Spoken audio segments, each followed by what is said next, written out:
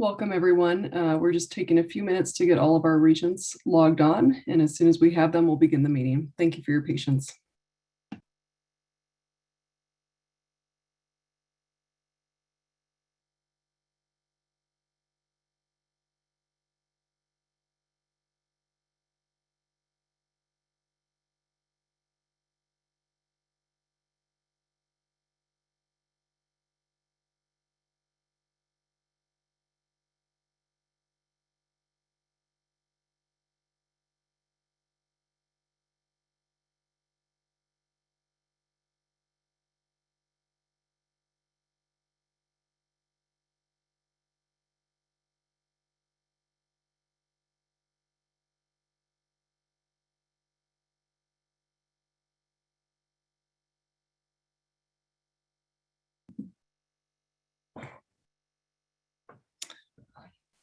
Welcome. It looks like we have all 4 members of the ARSA committee here in attendance from the regents. So I'll just start to begin this meeting because I think that we have a number of participants and we want to make sure that we're being as timely as possible. My name is Brianne Rogers, and as the chair of the Academic Research and Student Affairs Committee, I'll be running this session today. Please note that today's listening session is being recorded. The purpose of this listening session is to receive verbal public comment on the draft policy that has been put forward by the OCHI staff to update policy 1006 governing firearms, security, and law enforcement operations on the MUS campuses. We are bringing forward this public comment period in good faith to ensure the public has sufficient opportunity to provide input to the regents on this draft policy. This is not the first or the last opportunity for public to comment. We have received substantial public comment to date on this topic. Over 1,500 emails have been received at the last count, and the respectful tone that has been conveyed in the vast majority of these comments is deeply appreciated. We hope this afternoon that we can continue in this respectful manner. We have heard clear themes in the comments to date and have received substantial feedback on the constitutional issue. This is something we will continue to consider as a full board. In the meantime, we will consider what a policy would look like, and we would appreciate your comments on the proposed policy and its included provisions. So before we begin formal comment, I would like to turn it over to Allie Bovingdon, MUS Chief Legal Counsel, to walk us through a brief overview of the proposed policy.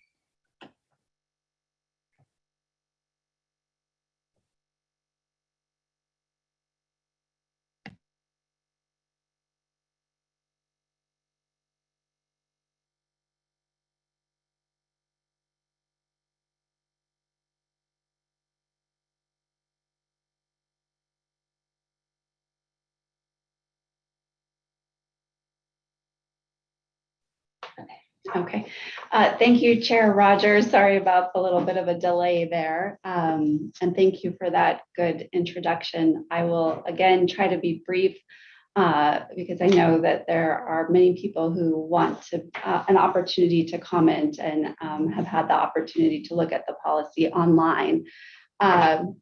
This is a draft policy that has come forward from OCHI to the Board of Regents that would provide a system-wide framework for implementing House Bill 102.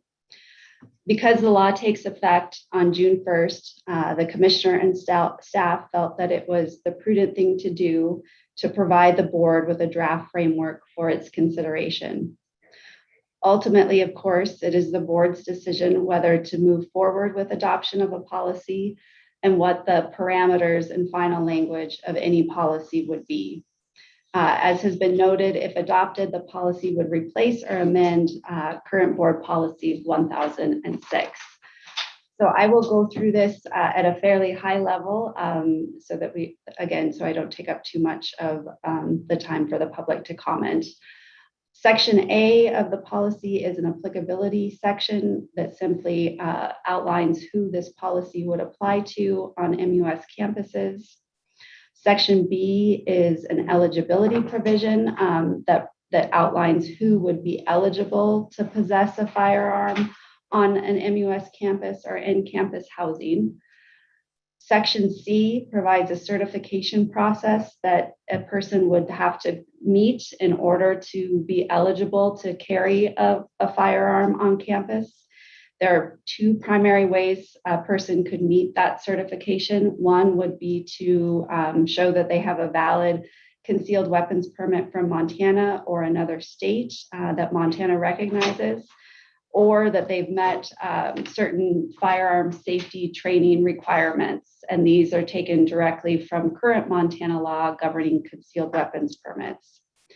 And then finally, in this section, any individual living in campus housing would also have to complete a campus life safety course that would be offered by the MUS. The next section is section D, and it outlines the requirements for campus housing. Any resident who intends to store a firearm in their housing unit would have to provide notification to the residency program on the campus. And before anyone could be placed with a roommate who is in possession of a firearm, they would have to give their written notice of that they consent to that housing assignment. And then finally, the policy would allow a person to withdraw their consent at any time if for any reason they decided that was no longer an arrangement that they wanted to be in. The next section is restricted areas, and there's basically three different parts of this. The first is places on campus where firearms would not be allowed. And they include any events on campus where alcohol is being served or consumed, and any event on campus that would be open to the public with controlled access and armed security on site. The next two pieces of this are discretionary for campuses. Campuses could impose restrictions. Subsection 2, you will see, is what we consider to be sensitive areas where there might be heightened safety concerns of having a firearm present. This is modeled after the state of Texas.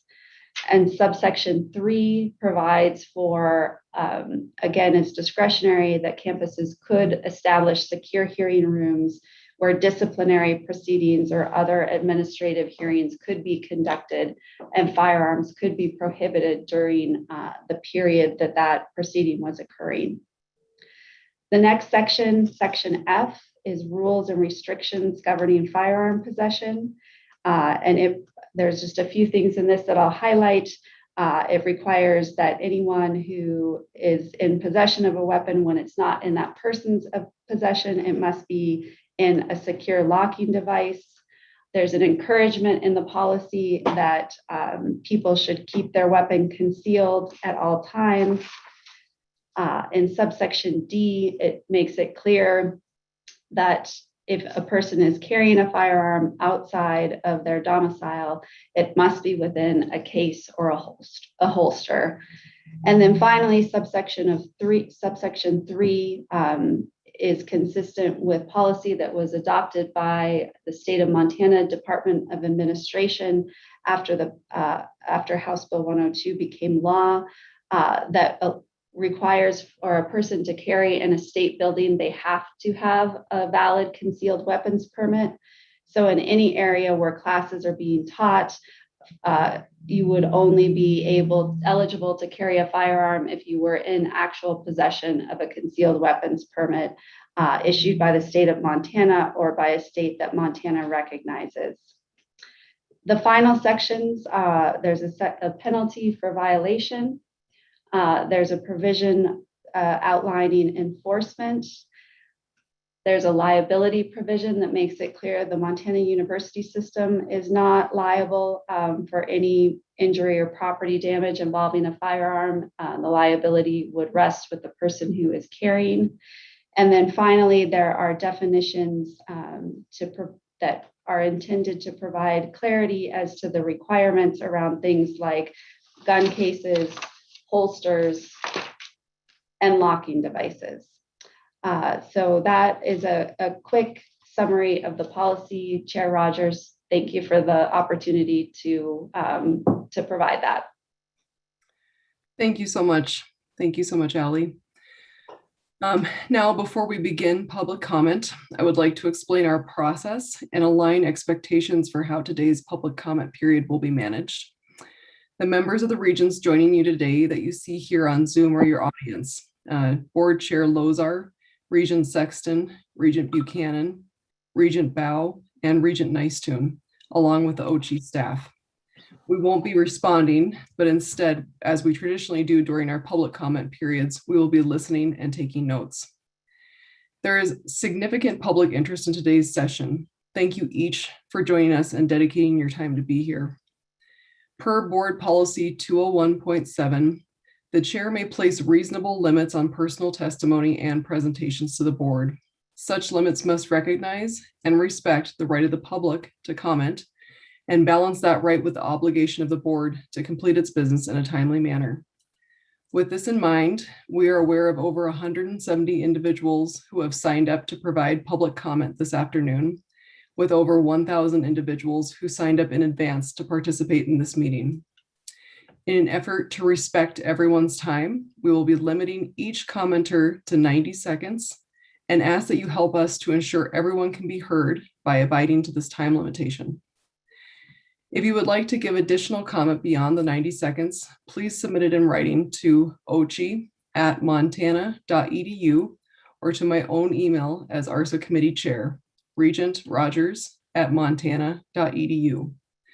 Please remember that written and verbal comment are equally weighted and that we will continue to welcome written comment over the coming weeks leading up to our full board meeting on Wednesday, May 26th. I recognize that this is an emotional topic for many. I am very hopeful that this afternoon's session can maintain a respectful tenor.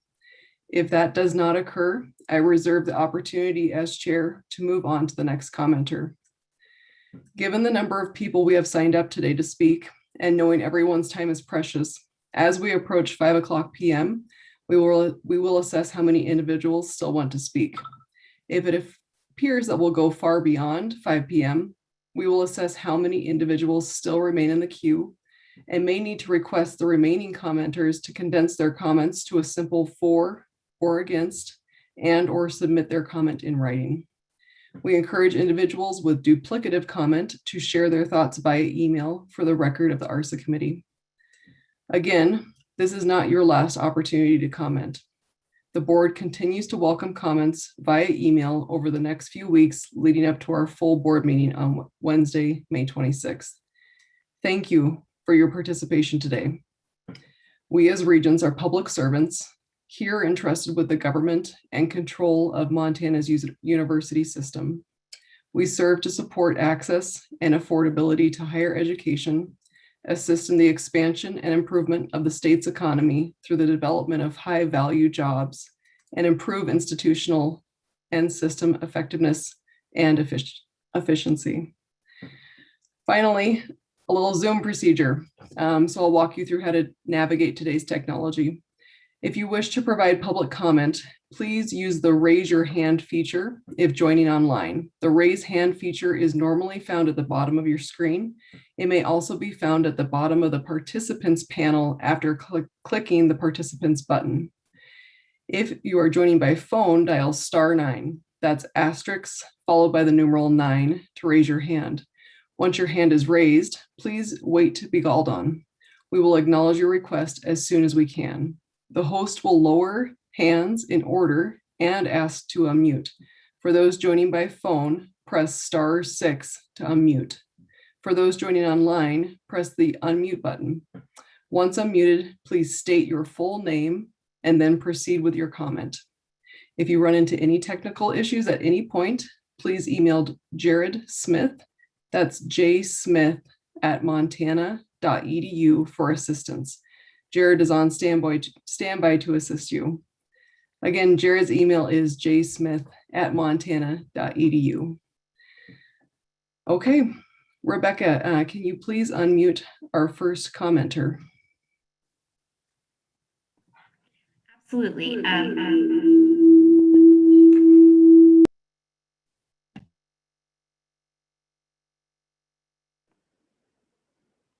Hello, can you hear me?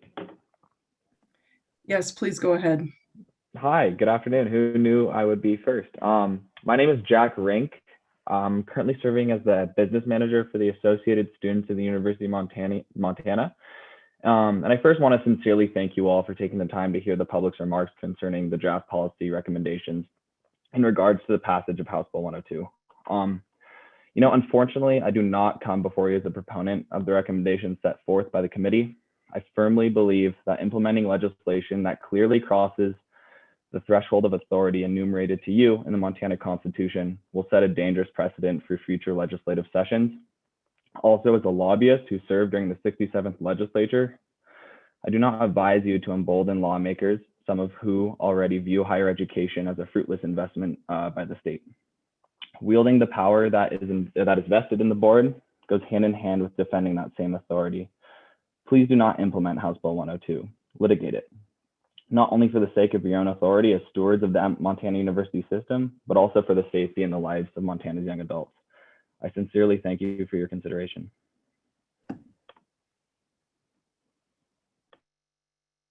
Thank you, Jack. And Rebecca, I think we can just keep you moving through folks without me having to intervene each time. Thank you.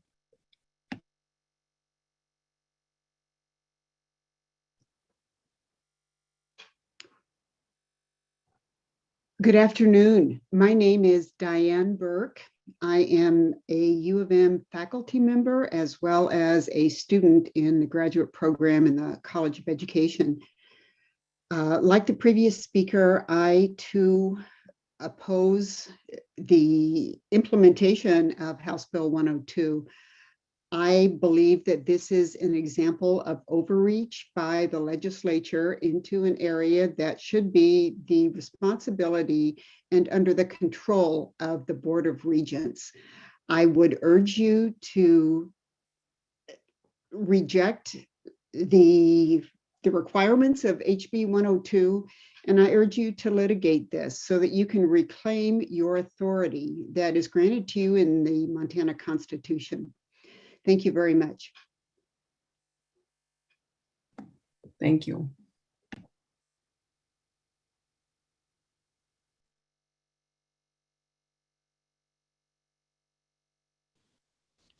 Hello, members of the board. Can you hear me? Great. My name is Noah Darnell. I am president of the Associated Students of the University of Montana. We represent students officially in shared governance here. Per ASUM Senate Bill 50, which I've shared with each of you, students are opposed to legislative overstepping of your authority, such as we see in House Bill 102. There's a reason higher ed is not in the authority of the legislature, because the legislature is scarcely sympathetic to students. Legislators, they don't always understand the perspective of college students, and it is political at its core.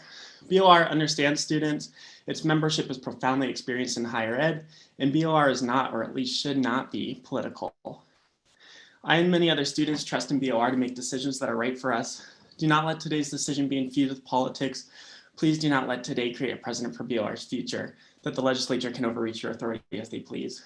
Over 40,000 students attending MUS campuses, potential students and their parents, faculty who have to teach in high-stress environments, staff members who will have to implement this, admin who will have to implement this policy with little more than a day to do so. These are the people who are begging you to be bold, to put safety first, to prioritize students, and to protect your agency over higher education. I ask that you continue policy 1006B and pursue litigation of this bill on the basis of unconstitutionality on behalf of student opinion. Thank you, Noah.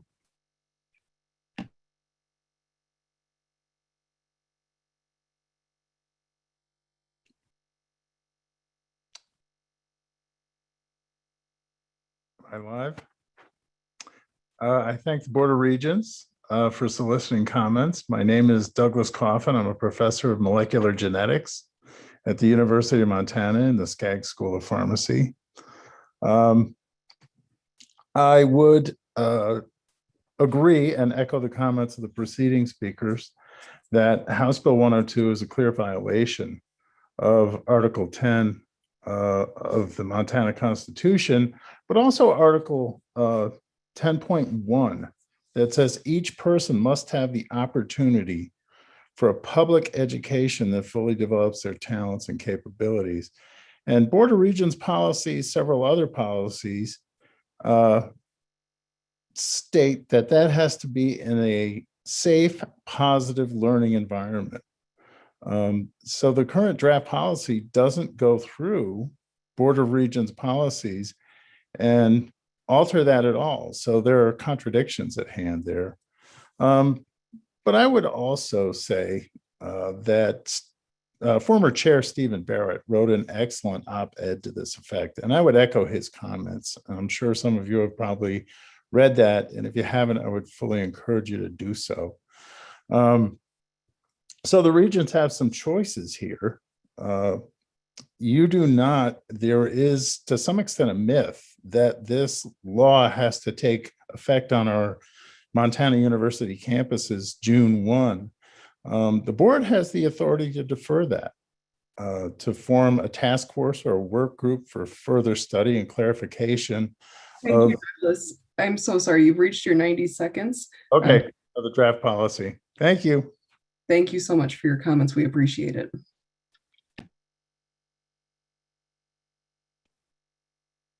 Hello, can you hear me? Awesome. My name is Jack Croman. I'm currently serving as the ASMSU Business Senator for Montana State. And I would like to kind of echo what everybody's been saying, and that I reject this proposed policy, mainly from a Montana State student's perspective. I don't think it's consistent with the values that are listed, which are respect, integrity, student success, and excellence. I don't think that it respects students' respect for one's safety, as it's going to probably lead to a lot of students feeling unsafe on campus. In terms of integrity, I don't think that it promotes a professional environment on campus, which is I know something that's super important to us. And in terms of like student success, reaching their full potential, I have concerns of what students' mental health and the effects that having guns on campus could lead to, such as suicide. And in terms of excellence, I think that we need to stand strong on our values as a school compared to the legislator, and show them that we are not controlled by the money that they have to offer us. And for me, that's a big point of them offering or threatening to withdraw money if we don't go through with this. And I don't think we should be held to that standard. Thank you, Jack, for your comments.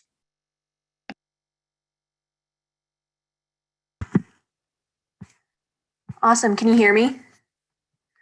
All right. Hi, my name is Lindsey Kolb. I am a student at MSU, and for the past 2 years, I have been employed by MSU Residence Life as a resident advisor and an assistant resident director. I would like to make it clear that I'm not speaking as a representative of the university, just as a student. I'm opposed to the implementation of House Bill 102. During my time with Residence Life, I found myself in many situations where I felt intimidated or threatened by residents who I was documenting for conduct violations. Individuals in question have been belligerent and irate at the prospect of disciplinary action, and the tension can be escalated by the residents' consumption of drugs or alcohol. I am deeply concerned about how the possibility of a resident legally holding a firearm in this situation could affect me and my job, as well as the safety of students in the residence halls. Residence halls are incredibly dense living spaces, and by their nature, they are an incredibly dangerous place for the possession of firearms. I have no doubt that the vast majority of students who concealed carry would do so safely and responsibly, but it's inevitable that someone will be harmed because of the proposed policy. If we can prevent just one person from falling victim to gun violence or a firearm-related accident, we owe it to them to prevent this by not allowing firearms in the residence halls and rejecting House Bill 102. Guns are tools, but so are hot plates, and we don't allow those in the residence halls for safety reasons. And I urge this committee to do the right thing and the Board of Regents to do the right thing and to litigate House Bill 102 and not allow concealed carry on the residence halls. Thank you. Thank you, Lindy.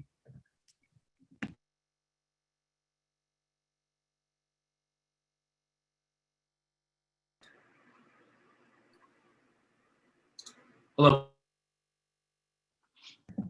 Whoops, I think you muted yourself, David. Oh, maybe we're going to Marianne. Oh, hello. Hello, everybody. Ms. Rogers, members of the Board of Regents, OCHI staff. My name is Marianne Dunn. I happen to be a state representative, and I served in the 2021 session actually since 2015. And I was a strong no on HB 102. So I do urge you to not implement this updated policy. Keep the current 1006.b policy, and please litigate that. Don't succumb to what I believe is an attempted bribe with some members of the legislature to keep you away from court.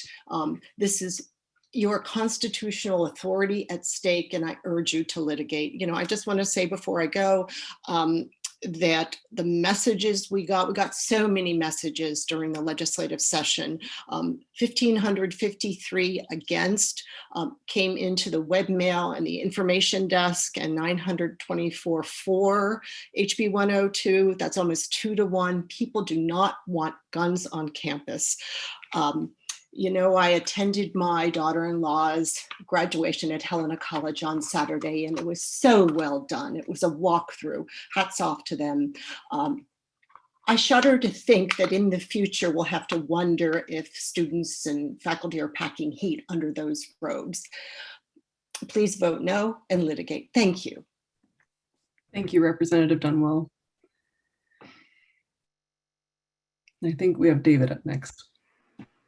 Hello, I think I unmuted myself. Can you hear me? Oh, great. Thanks, guys. My name is David Whitey. I'm a university employee at Montana State University. I'm also a retired Air Force Lieutenant Colonel, and I'm afraid I'm probably going to be one of the few voices of opposition to some of the previous speakers who want to suppress this constitutional right. So I'd like to share just a little perspective with you here, and that is passing legislation that prevents law-abiding citizens from carrying on campus will not prevent criminals from carrying on campus. So the previous comment about carrying under a robe and wondering if people are carrying heat, if there's a law that says that law-abiding citizens can't carry, consistent with their constitutional right, then they probably won't be, but it won't stop the criminal. It won't stop the active shooter. So you'll still have to wonder if somebody has a gun under the robe. And like the earlier comment about hot plates not being a tool, but not being allowed into residence halls, well, hot plates are not a constitutional right. The right to keep and bear arms is a fundamental constitutional right. It's one that I've fought and defended. I've had friends that have lost their lives in combat for this. And so I just would like to remind people that it's a constitutional right to keep and bear arms. If you're a law-abiding citizen, you do so safely, and I've been carrying for 20 years, you'll never know that person's carrying a gun. But if something happens and a law-abiding citizen is needed, this bill will give the ability for somebody to legally defend themselves and those people around them. Passing some sort of rules or legislation that prevents people from carrying guns will not stop a criminal from carrying a gun in those situations. Thank you all very much. Thank you, David.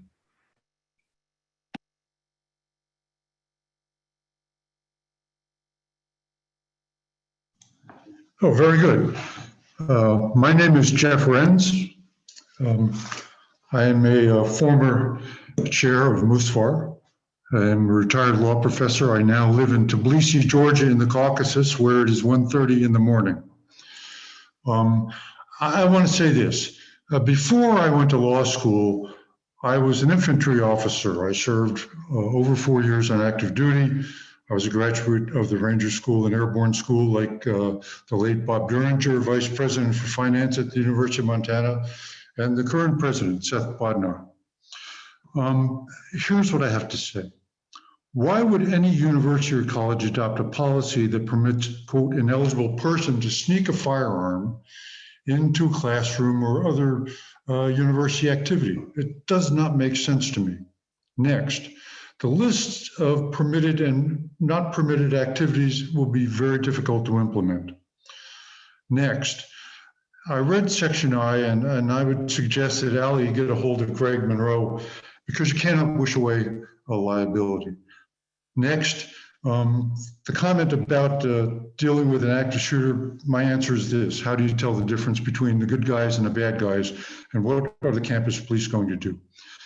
Finally, with respect to the constitutional issue, I would say this to the legislature, and I quote Chief Justice Gene Turnage, tell them, go to hell, strong letter to follow. Thank you for your comments, Jeffrey.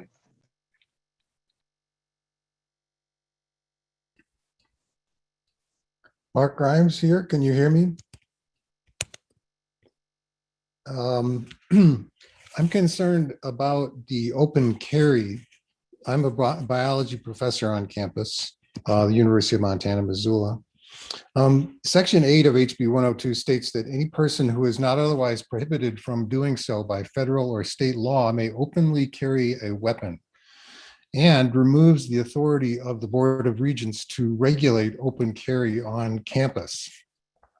Section 2 of the bill provides restrictions for removal of the firearm from a holster or case except for self-defense, but nothing now can stop a group of demonstrators parading fully armed on campus as long as their weapons are cased or holstered. It appears now to be legal for students, faculty, or staff to go to most places on campus, including classrooms, with a holstered pistol on display. You mentioned that your draft policy recommendations encourages people to carry concealed, but how is that going to work? How is that going to work given that this law does not stipulate this and may not even allow it? Thank you. Thank you for your comments, Mark.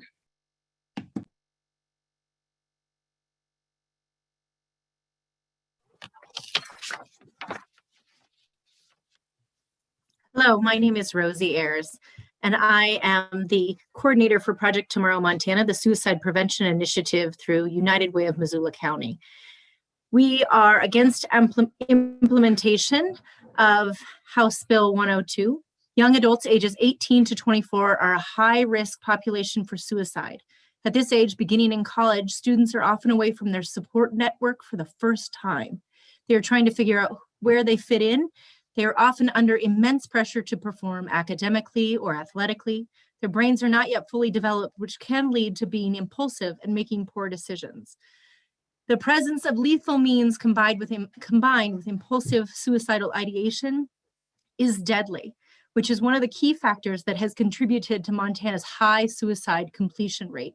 We are still one of the highest in the nation. Some important statistics from the Center of Disease Control we hope that you will consider are, there are approximately 1,100 suicides on college campuses per year. 1 in 12 college students have made a suicide plan. In a 2020 study, 25% of adults aged 18 to 24 reported that they had considered suicide in the past 30 days. And we know that Montana is still one of the top 5 states in the nation for suicide rates. We also know that 86% of gun deaths in Montana are suicide. That is compared to only 61% nationwide. So we implore you, please think about our students' safety and don't let us be talking about statistics in a year from now when we need to change these policies. Thank you for listening. Thank you, Rosie.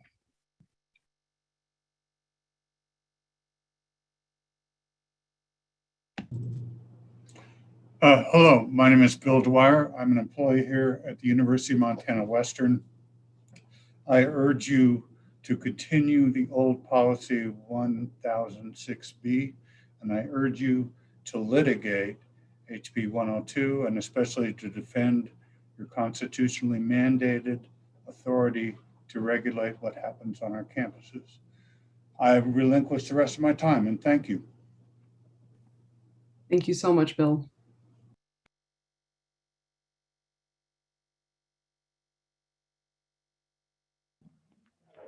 Can you hear me? Hello, my name is Hope McWilliams. I'm a student of MSU. I have been in contact since this legislative session opened, and I plan to continue with that. I echo the thoughtful and remarkable comments from others and openly oppose this bill. However, if it is going to continue, I ask that you make decisions with those who walk on campus every day in mind as you implement HB 102. The author of this bill and all those who voted for it or signed off on it clearly acted in a manner more concerned with political power than MUS health or concerned. I hold the hope that those attending this meeting feel differently. I appreciate the detail and caution clearly stated in the draft policy recommendation. With that being said, I ask you to direct your attention to Section C, certification process. 2A-5 states, evidence of military service during which the person was found to be qualified to operate firearms, including handguns. I ask that the qualifier active or retired military be added so that any person dishonorably discharged is disqualified from carrying a firearm in the MUS system. I thank you for your time. I appreciate everybody else's comments and public discourse, and I appreciate how much you consider the public opinion, and I hope you keep that moving forward. Thank you so much, Hope. Appreciate that very specific comment.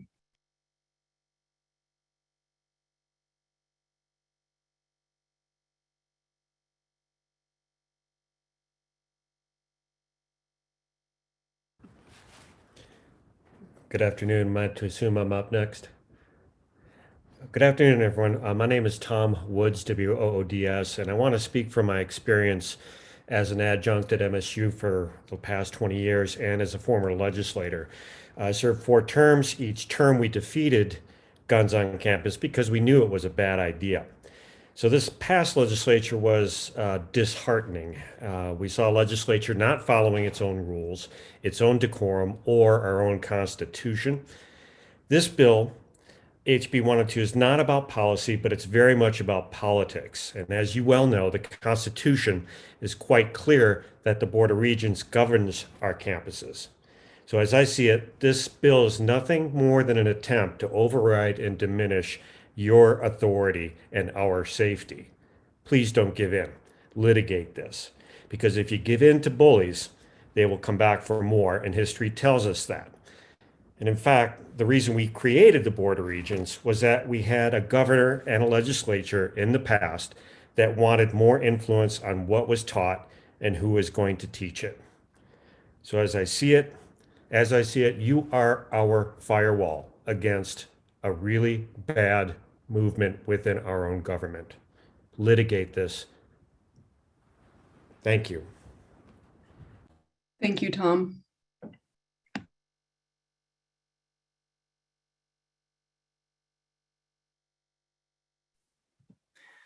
Hello, can you hear me? Great. Good afternoon, Chair Rogers and members of the committee. My name is Joy Honey. I am a professor of sociology at Montana State University Billings. My research area is the sociology of mental health and mental illness, and I focus on suicide prevention. I'm not going to repeat what others have said, except to add that we need to reduce access to lethal means, not increase access on our college campuses. I would also like to say that I am president of the MSUB Faculty Association, and I speak on behalf of my 100 members when I ask you to please maintain your current firearms policy 1006B. Thank you. Thank you, Joy.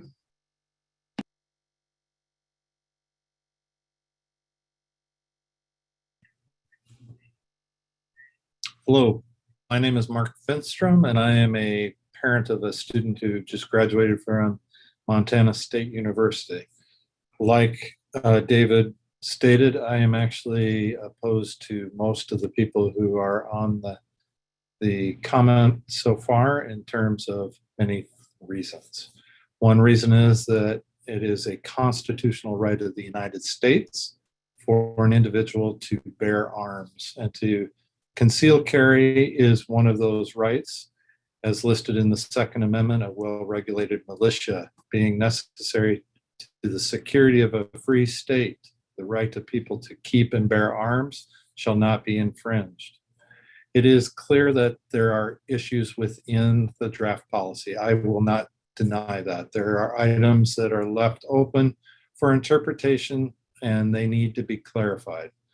If this is a recommendation that goes much further, I would love to have the opportunity to express some additional items on here, and I will be turning in my written statement so that you can read it in complete course. Thank you. Thank you, Mark.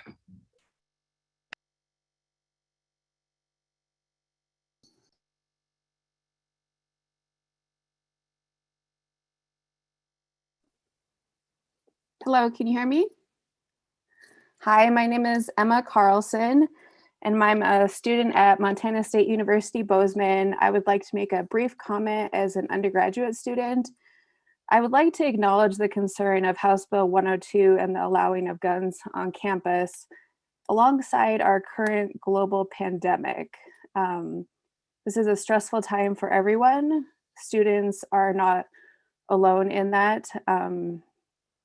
I would like to share a little memory I had of last year before classes were moved online, and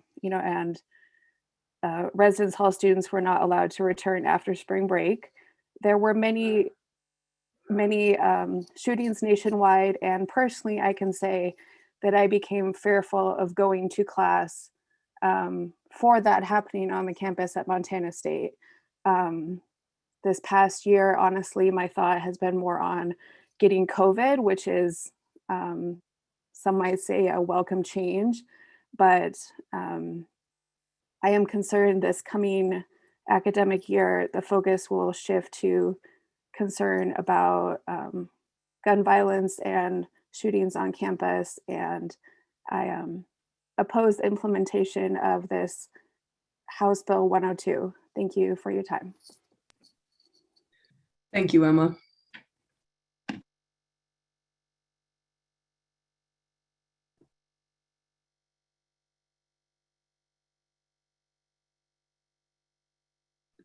Hello, can you hear me? Okay, thank you. My name is Annie Belcourt. I'm a faculty member. I'm speaking from a few different perspectives. I want to just agree with those who are against this change. I'm a faculty member. I'm an alumni. I'm a person of color. I'm Indigenous, Native American. I'm a survivor of both suicide loss and gun violence loss within my family.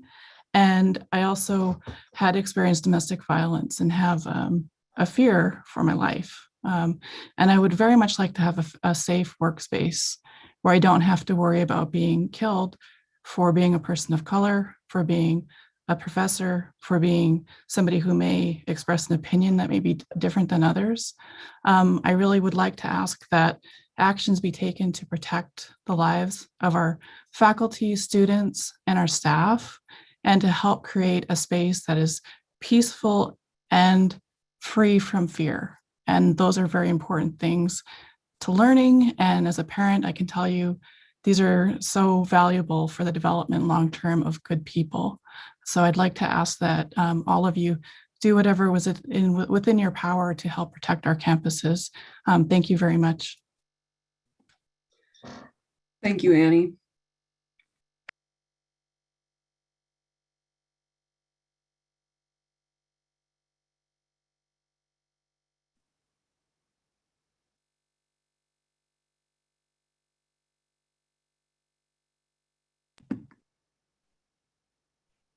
Fatima, I believe you're unmuted if you want to proceed. I didn't realize that. I apologize. Hello, thank you so very much. First and foremost, my name is Fatima Lucas. I am a parent, first and foremost, to not one, nor two, but three students, last being one who just finished graduating Saturday.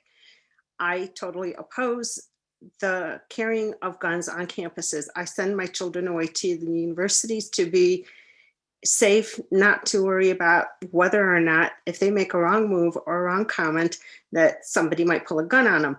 I, being a person who has grown up in war, also domestic violence, in which I was threatened by guns and held captive, I totally do not understand why our students must feel that they need to carry a gun to campus. I thank you for your time. I'm at a loss for words because this bill has really made it so that my mind is not wrapped around it. I appreciate that you are considering these public comments and hope that you will not pass this bill. Thank you for your time. Have a great evening. Thank you so much, Fatima.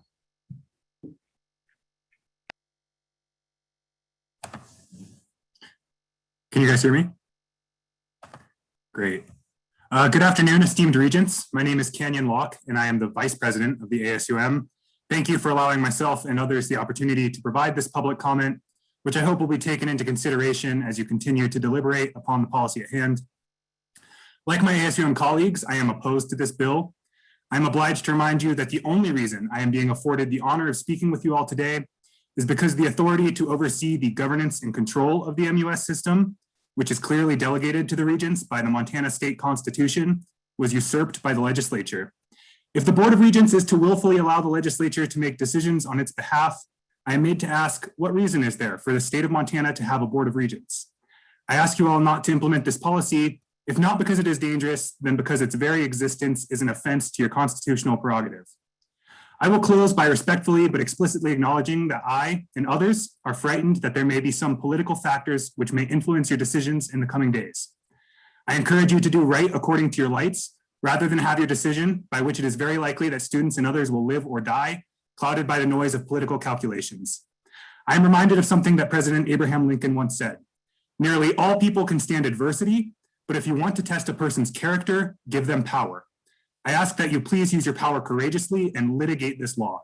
I thank you all sincerely for your time and consideration and yield my 6 seconds. Thank you, Canyon.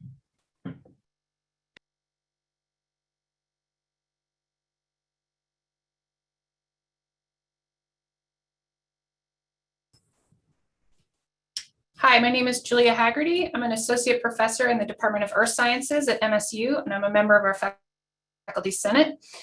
Like my colleagues across the university system, I'm deeply committed to education and the service of the public good, so my comments are framed in that perspective. I want to just comment that the proposed policies do little to mitigate significant problems associated with the implementation of this bill. Many points have been made, so let me just make one additional one about the impact of this policy on providing the best possible education. With this policy in place, we will surely lose the opportunity to recruit and retain the best possible teachers and researchers. Reputation is a serious issue when it comes to retention of the best possible faculty. As a faculty member serving on multiple search committees, I have had prospective candidates ask me concerned questions about keeping their families and students safe in a state with what was already a reputation for very liberal gun laws. In contrast, I've never had a candidate ask me about see the ability to carry firearms as an opportunity for them in employment. I've also never had a student express the limited access to firearms as something that interferes with learning. And there's nothing in this proposed policy that will mitigate the reputational effect of this bill and its knock-on effects on our ability to have the best possible public education in the future. Thank you. Thank you, Julia. Hi, this is Amanda Dossie. I'm going to assume you can hear me okay. Thank you for this opportunity, Regent Rogers and the rest of the committee members. I am a faculty member in the Department of Economics, and I am the president of the University Faculty Association at the University of Montana in Missoula. And I very simply just want to speak on behalf of our members, our 370 plus members, and ask that you maintain your current firearms policy 1006. Thank you. Thank you. Thank you for bringing forward that comment on behalf of all your members.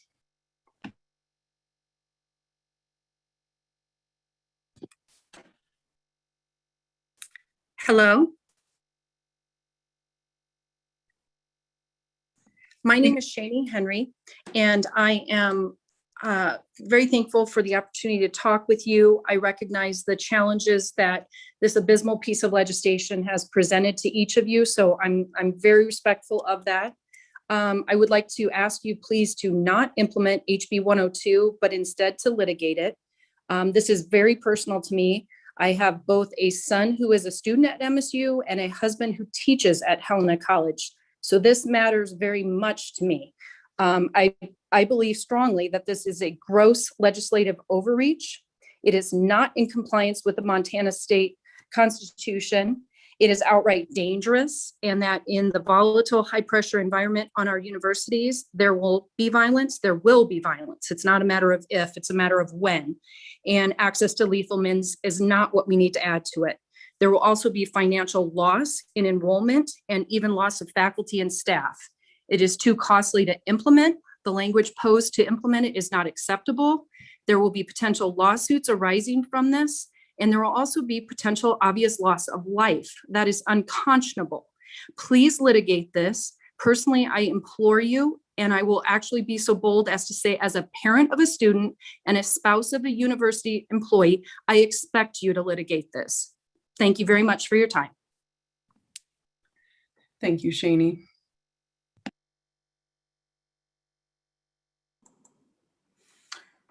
Hello, this is EJ Hook, and I am the Director of Facility Services at Montana State University in Bozeman.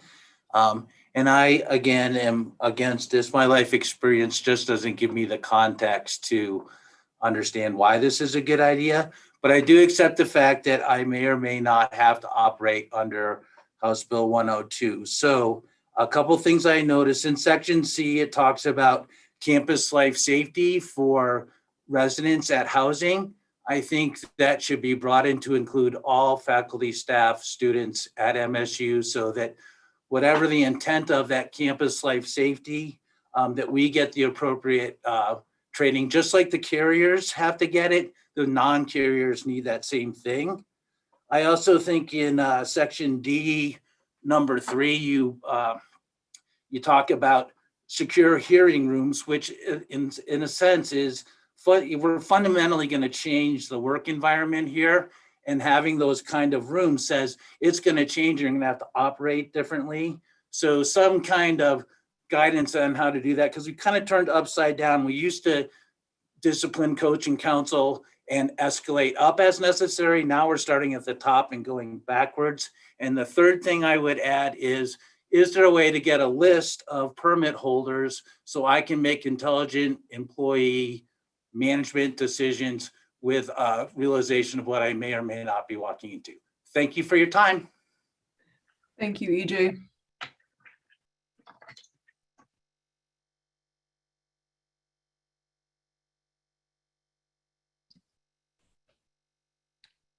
My name is Jim Hogan. I'm a retired Catholic priest who the last 25 years of my ministry was at Christ King Parish in Missoula. And there I was the director of Catholic campus ministry at the university. So the first thing I'd like to comment with respect is I think the legislators are really out of touch with students.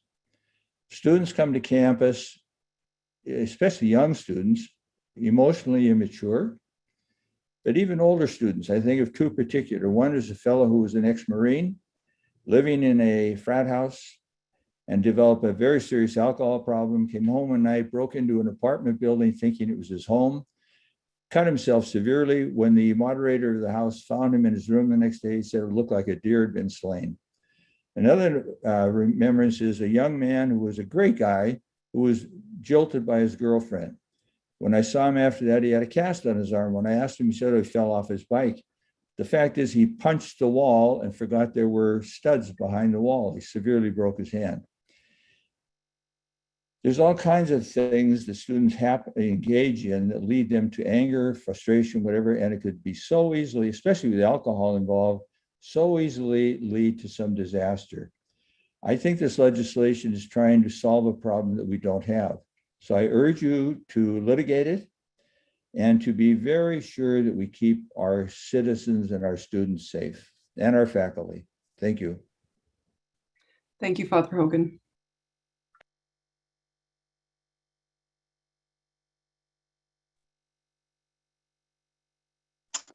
Hi, can you hear me? Great, thanks. Chair Rogers and members of the committee, my name is Violet Hopkins. I'm an academic advisor at UM, parent of an incoming freshman, and I currently serve as the president of the University of Montana Classified Staff, Montana Federation of Public Employees, Local 8521. And I speak on behalf of my members when I ask that you please maintain your current firearms policy 1006B. Thank you. Thank you for those comments on yourself and on behalf of your members.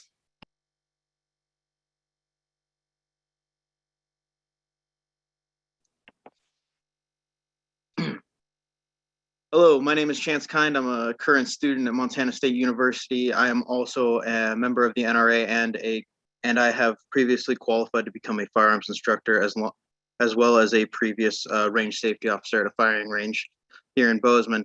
I am obviously a proponent. It sounds like I'm one of the few, but I have been an advocate for HB 102 ever since I heard about it. I have done interviews on the subject.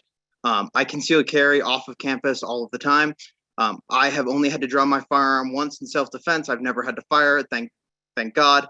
But I believe that, when I was a freshman, spring or fall of 2017, I got 3 emails from University Life about robberies happening on campuses involving knives, which were weapons that were already illegal to have upon campus. So what's the point of taking away my ability to protect myself most accurately? And I believe that all students who will be concealed carrying lawfully on campus, there are students already who bring firearms to campus unlawfully.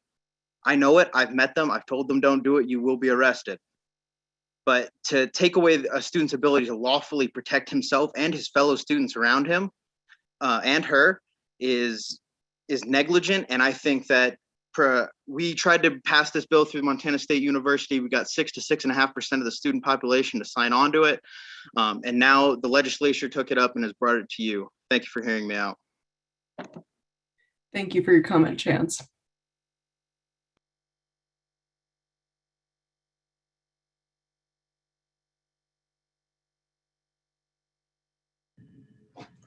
Hi, can you hear me? Great. So I'd like to address some concerns I have about the lack of guidance I find in the proposal. I'm an instructor at Montana State University, and I'm concerned about the conflict that I find happens as an instructor. I think this bill is working to accommodate a constitutional right, while at the same time it's also proposing a violation of rights of another group of people. Within our university population, there are definitely people living with PTSD. And for a variety of reasons, there are people who react negatively in the presence of firearms. Those people include faculty and staff, students, graduate students, NTAs, everybody, lots of people. For these individuals, the presence of firearms in a classroom can obstruct learning, or it can obstruct the facilitation of learning. This elicits concern. As an instructor, it's my responsibility to provide a safe and productive learning environment to my students. The strategic plan at MSU, Choosing Promise, emphasizes the values of inclusion, collaboration, and stewardship. With the introduction of this law, I am now faced with a distinct and direct conflict, upholding a law that's attempting to accommodate a right, while at the same time being able to deliver the commitment I made to MSU. I would like to ask to include clarification in this that would give me guidance on how I can reconcile this conflict. Thank you. And Catherine, can you state your name for the record, please? Oh yeah, Catherine McWalters. Thanks. Thank you. Thank you for your comments.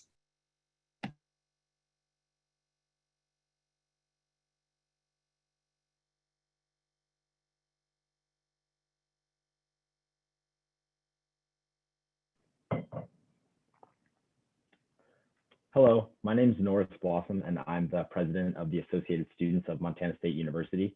I want to acknowledge that the opinions of the student body at MSU on this issue are diverse. Because the ASMSU Senate does not meet during the summer semester, I am here to share my opinions as the elected executive representative of our student body. ASMSU believes that the shared governance and balance of power are essential safeguards. The Montana Constitution delegates power over the university system to the Board of Regents. Despite this clear separation of powers, House Bill 102 will have a direct and substantial impact on the students at MSU and other colleges in Montana. We feel that the power traditionally delegated to the Board of Regents, which provides venues for that student voice and governance, is being disregarded. ASMSU acknowledges that all of our students do not agree on how to handle this issue, but we wish to make clear that our genuine concern for the precedents that this law sets. The constitutional powers of the Board of Regents are at risk. This includes the student role in shared governance of higher education. Students' voices and rights are at risk when the Board of Regents' power is overruled. If a policy such as this is necessary for the universities in Montana, then it should originate from the Board of Regents. Thank you all for your time. Thank you, Norris.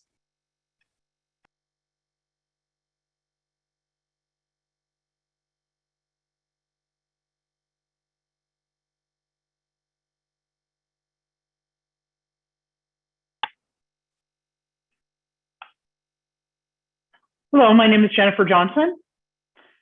As a faculty member of Bitterroot College, part of my job is to mitigate barriers to learning in all forms that they might come. I feel that firearms in the classroom will not help me do my job. It will actually generate notable distraction for me in my high-stress courses, as well as for my students, which is not going to make their learning experiences constructive. This is why I oppose implementation of HB 102 and urge you to litigate it. Please use your constitutional authority as the Board of Regents and protect your faculty. Thank you very much. Thank you, Jennifer.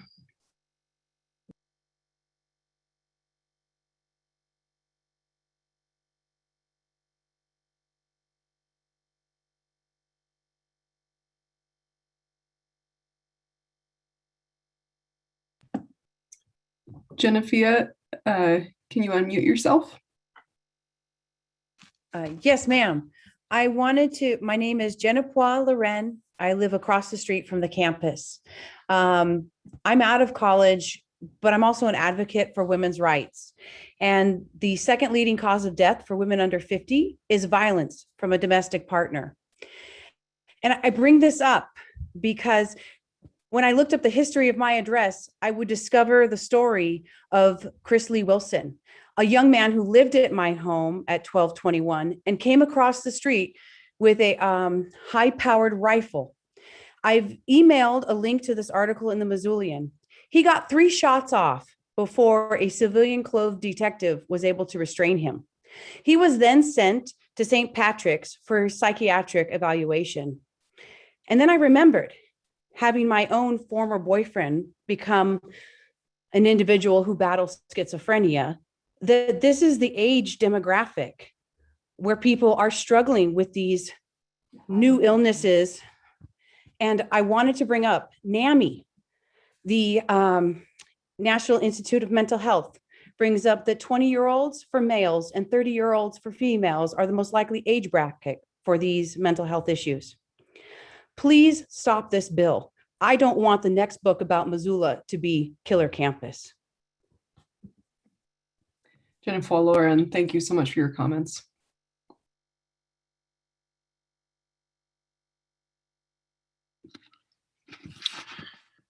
Chair Rogers and distinguished members of the board, my name is Matt Kairos, and I have spent my entire professional career working to help create safer living and learning environments on a variety of college campuses. In the last 10 years, I've proudly served under the leadership of President Waded Cruzado and Vice President Chris Kearns as the Dean of Students at Montana State University in Bozeman. Today, my comments do in no way represent MSU Bozeman. I'm speaking today as a citizen and as a taxpayer of the state of Montana. I want to make my comments specific to the draft policy. While I agree I would like to see the regents litigate this, I believe the draft policy has done a good job balancing the needs to maintain the university's, our most dangerous elements of our work, while creating areas where firearms are not allowed. However, it is in my view that the policy does not go far enough to place restrictions on where firearms may be possessed and stored in campus residence halls.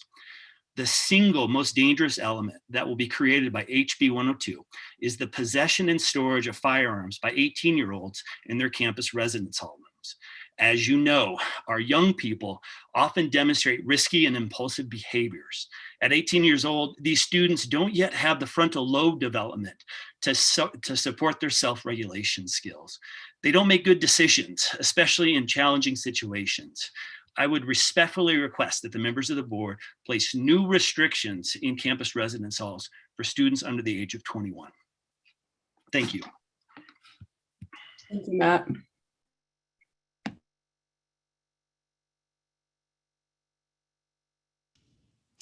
My name is Olivia Andrus, and I'm the grad union representative for the College of Arts and Architecture. Tuesday, January 21st, 2014, I was an undergraduate student at Purdue University, just getting out of class to grab some lunch with a friend. We had just sat down when the Purdue alert system message popped up on every single phone around us. Shots fired in electrical engineering building. Stay away from this area. I looked around. Everybody was so shocked and scared and not knowing what to do. I am a survivor of a school shooter, and I am begging you to litigate this bill. I had many of my students and friends see their TA get shot 5 times from somebody coming on campus with a gun. It doesn't matter that the cops got there within 10 minutes of the shooting. It doesn't matter that it was a targeted shooting that only killed 1 person. 1 is 1 too many. I don't want the same fate to happen to MSU. This protocol talks a lot about people who conceal and carry, allowing them to shoot if they feel threatened. There's nothing in this policy or in the conversation of our classes to what happens about what we do afterwards. Purdue implemented all of this stuff only after this had happened. So I would like you to consider that within your litigation as well as within the policy. And I beg you to be proactive and challenge this. Thank you. Thank you, Olivia.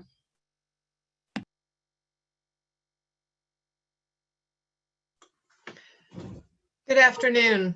Hello, my name is Linnea Schroer, and I am an alum of University of Montana and a parent of a current student at Montana State University. And I'm also a past instructor at Helena College. And I just want to urge you to litigate this and not move forward with this policy. I have numerous concerns about it. I think one is it really damages our image and detracts from our attractiveness as a school for both prospective students and faculty and staff who are thinking about possibly coming and working here. I think that it really will diminish some of the things that make our campuses so special. I also think that it will, like my son is currently a junior in high school and we're making college decisions, and I know other parents around the state and country are making those same decisions, and we're going to take this into account. Please litigate this and don't move forward. Thank you. Thank you, Linnea.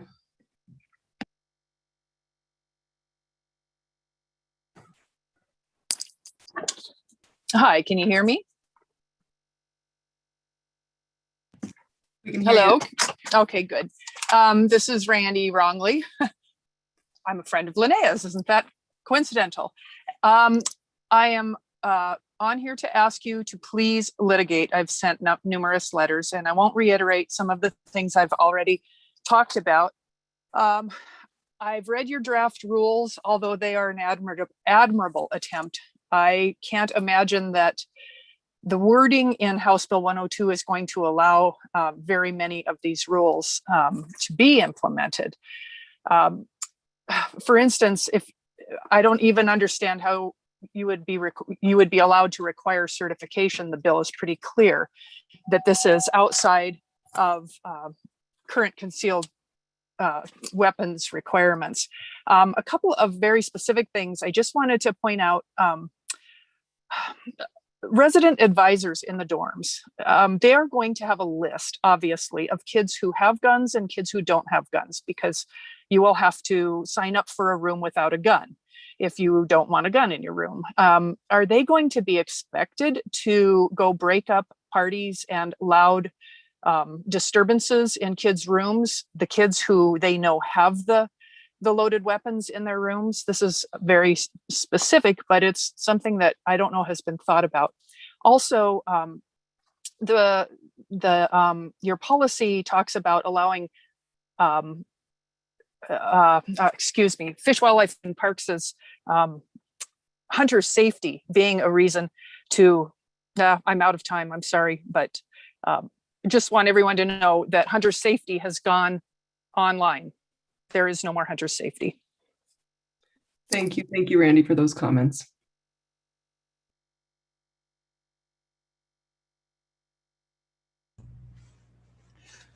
Members of the committee, I am Gary Matson, a 1969 graduate of the University of Montana and retired small business person. The assumption inherent in HB 102 that firearms carried by students and faculty makes our institutions safer is patently absurd. Security and safety of state and local institutions is the proper business of professionals. It's a responsibility of the Board of Regents to enable robust security measures at our colleges and universities. Regarding Section I of the committee's draft policy recommendation, liability, it must be noted that the assignment of sole responsibility to the firearm carrier may not hold up in court. The state and university system could have unlimited liability for injury or death resulting from the provisions enabled by HB 102. The proper recommendation to the board should be to forbid the carrying of firearms on our campuses except by trained professional security personnel. The committee should also recommend that the board legally challenge the constitutionality of HB 102, which infringes upon the board's rights and responsibilities. Thank you so much for this opportunity to comment and your great patience in listening to all of us. Thank you so much for your comments, Gary.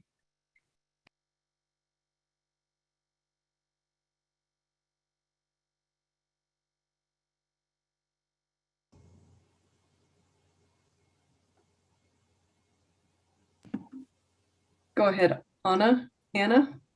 Hello, my name is Anna Sala, and I'm a faculty member at the Missoula main campus. And I would like to share my opinion that I find the argument of the U.S. constitutional right to bear arms and the right to self-defense puzzling. And this is because this individual right carries a monumental social cost that is about 40,000 people dead a year, which is equivalent to 13 September 11 attacks, so one per month. And 60% of those are suicides. So what HB 102 will do is increase the suicide rate of young people. And I really, really urge the Board of Regents to do everything in your hand to prevent this. This is your responsibility, and I hope you take it very, very seriously. Thank you. Thank you, Anna.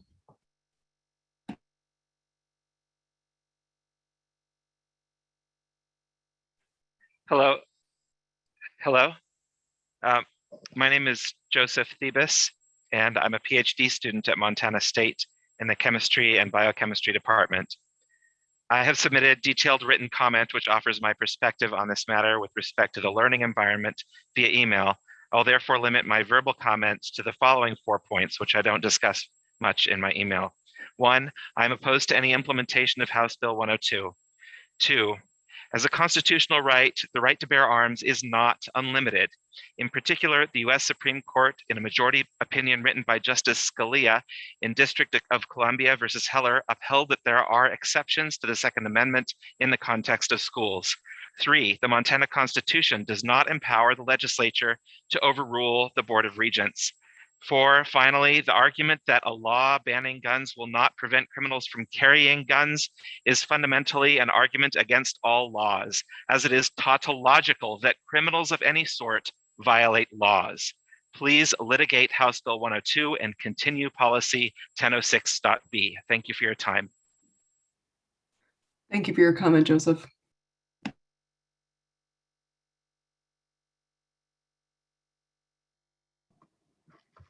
This is Victoria Clark.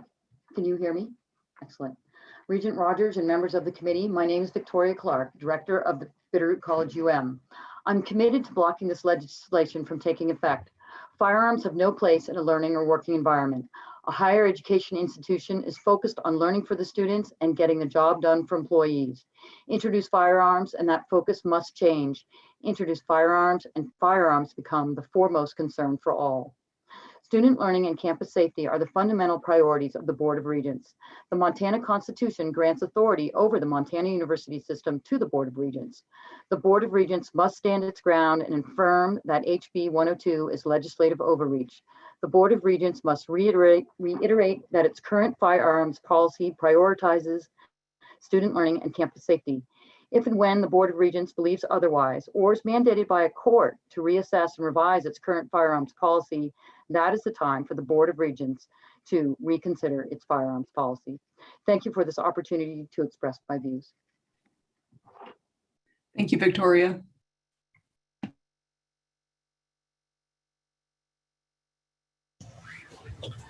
Hello, can you hear me? I'm Charles Kankelborg, a professor of physics at MSU Bozeman. I deeply respect what's been said so far by most of the respondents who've frankly disagreed with me on a lot of things. With some caveats, I favor a policy of well-regulated concealed carry on campus. I nevertheless disapprove of HB 102 because it tramples on the constitutionally granted authority of the Board of Regents, and it puts unreasonable limits on the formulation of a careful firearms policy on campus. Those reasons alone are enough in my mind to motivate a legal challenge to the law, which I urge the Regents to pursue. My approach, however, is a pragmatic one.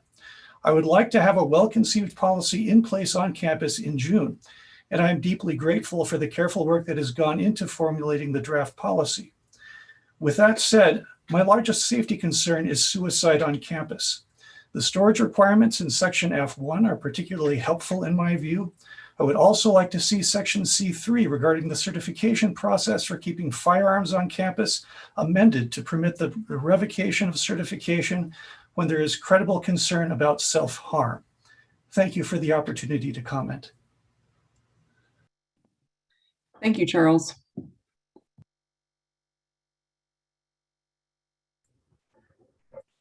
Hello, can you hear me? Hi, my name is Sky Wernick. I am a graduate student and staff member at the ASMSU preschool at MSU Bozeman. First, thank you so much for your consideration of the safety of the children who are enrolled at our on-campus childcare centers in the draft policy.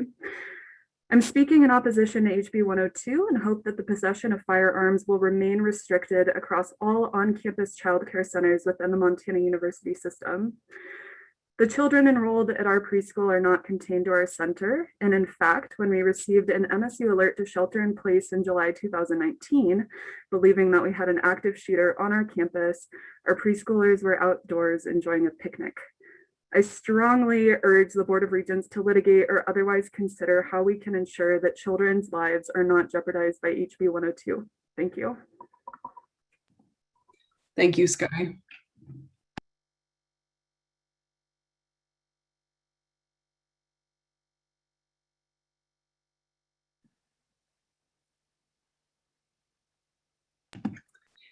Go ahead, Susan.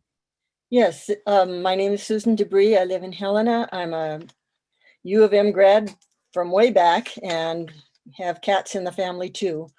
I'm a mother of a domestic violence murder victim. I'm also a United Methodist pastor, and I opposed 102 from the beginning, and I hand carried a letter that was signed by over 90 faith leaders across Montana to the governor asking him to veto it, but of course that didn't happen. My biggest concern also is about suicides on campus. I appreciate Anna's statistic, but really for Montana, it's 85% of the gun violence in Montana is suicide, followed by intimate partner murder, which was what happened with my daughter. I'm dealing with a lot of grief up front here, anticipatory grief if this goes through on campus.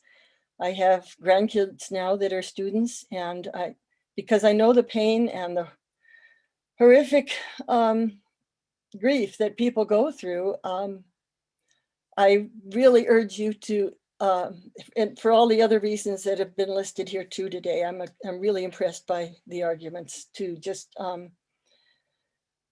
put this back where it came from. Thank you. Thank you, Pastor Debris.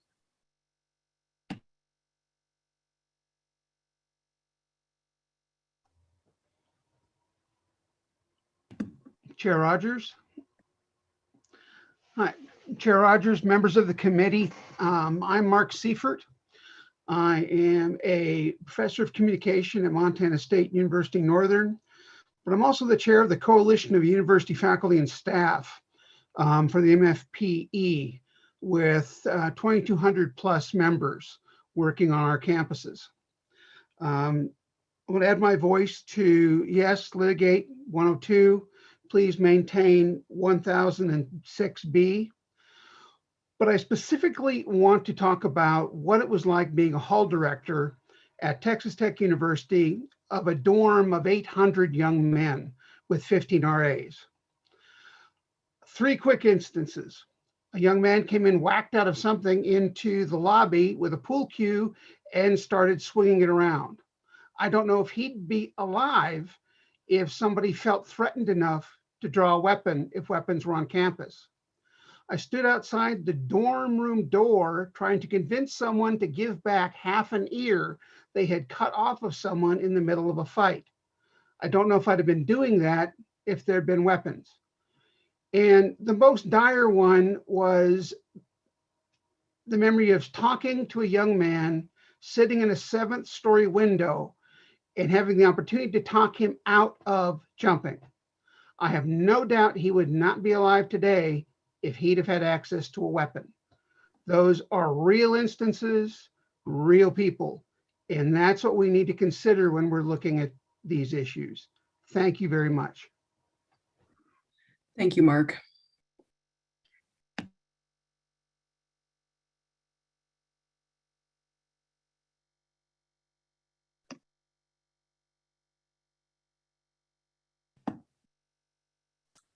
Whoops, looks like you've muted yourself. Maybe try to there you go. Hello, can you hear me? Yes, go ahead. My name is Abigail Murray, and I'm an undergraduate studying civil engineering on Montana State University Bozeman's campus. And I wanted to echo the majority of opinions out there in just saying that I wholeheartedly disagree with the implementation of this House bill on the MUS campuses. And I wanted to bring up a few points that I had mentioned as well in my written correspondence. The first thing that I wanted to say in response to the comments from some proponents of implementing this House bill are that it's clear that there is, that Montana residents are often very, sorry, are very strong supporters of the individual freedoms that are outlined in our Constitution, and I'm very understanding of that. I know many people here who own and carry guns and are people that I trust and are comfortable being around because I know that they have the proper training. And I just wanted to say that that's quite literally impossible for me or my fellow students to know about every single person who comes onto our campus, especially because we pride ourselves on being a valuable resource to our community and public. And on a campus where mental health resources are frankly stretched well past their limits, the idea that mentally unhealthy students could be legally walking around with a weapon is something that I consider to be personally not in support of a good environment for education, which we pride ourselves on being. And I additionally, sorry, I know I'm out of time, but I just wanted to say that and echo the comments that are made that you will lose faculty and prospective students and existing students if this law is implemented. And I would hate to see us right after years of growth.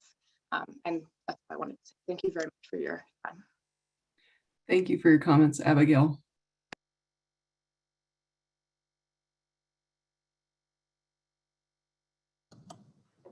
Hi, I'm Laura Brown. I am a parent of a sophomore at Montana State in Bozeman.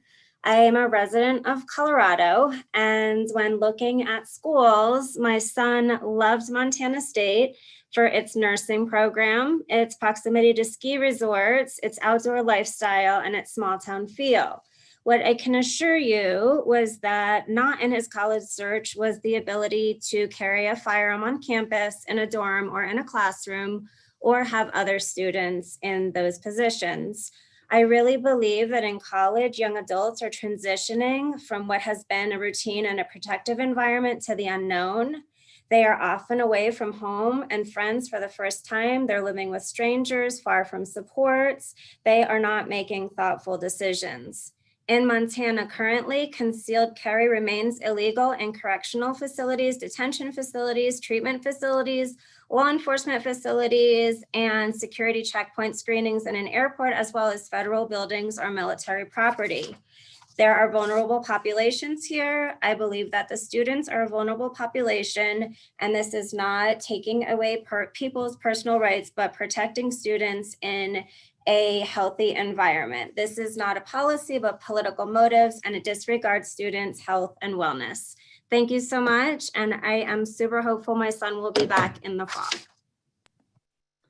Thank you, Laura.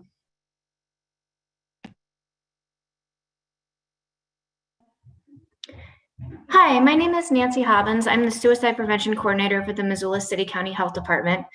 And I'd like to thank all my colleagues that have been in suicide prevention and spoken up today against House Bill 102. And I don't need to waste time reiterating everything, all the thoughtful comments. I do want to say that working in suicide prevention in Montana is an uphill battle. And we do not need people taking away the tools that we have to keep people safe. We've been in the top three, we're the third in the nation for high suicide rate last year. And that was 2019. We've been in the top 5 for over 40 years. My goal is to get us out of that top category. And I don't need access to lethal means among a vulnerable population, adding to the difficult work that we're all doing in suicide prevention. Thank you so much. I ask you to litigate House Bill 1 and 2 and not implement. And I also just quickly want to say that in your draft, in your draft, it seems like it's looked at as a safety measure that people would have concealed carry permits. Well, Montana has reciprocity with 43 states for concealed carry permits, and they're not all created equally. Training is different, permitting is different. It's not all safe. Thanks so much for your time. Thank you, Nancy.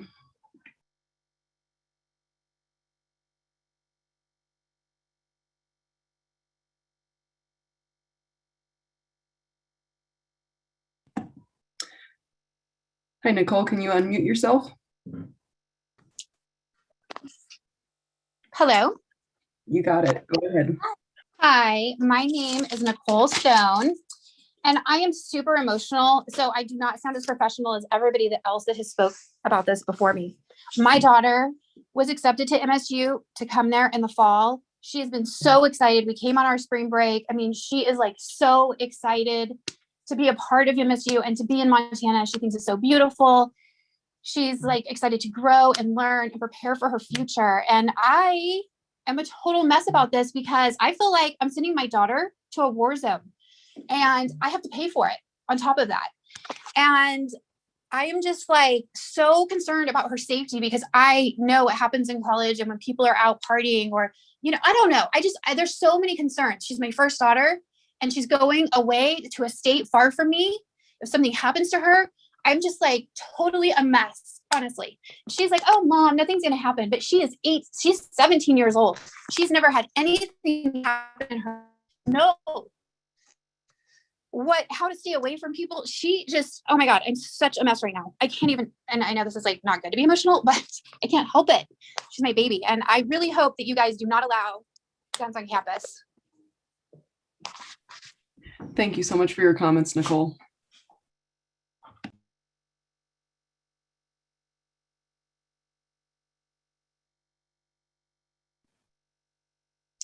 Hi, Mari Eggers. I'm on faculty at MSU Bozeman, and I thank you for the opportunity to come and for your service to the state and the MUS system.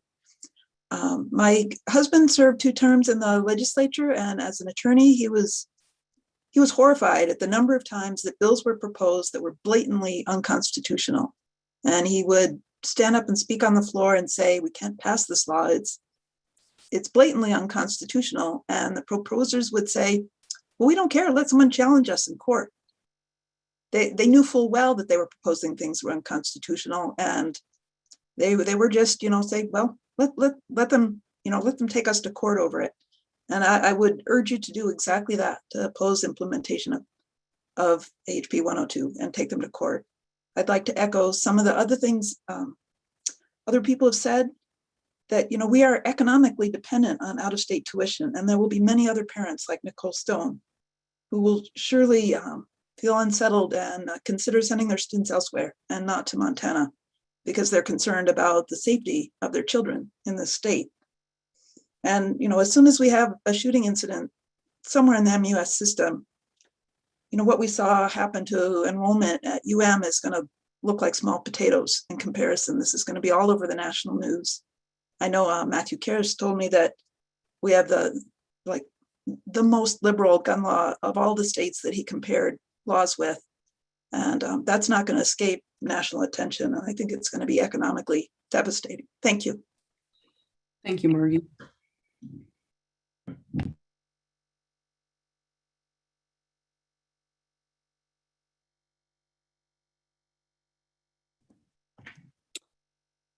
Kristen, can you unmute yourself?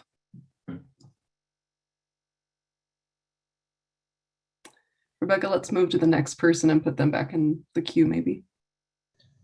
Oh, here you are. Oh.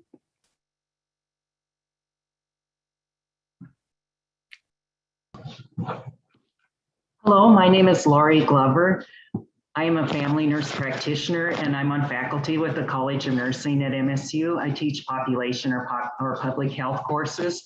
I would like to echo most of the speakers that I am concerned about the legislature usurping the Board of Regents' constitutional authority.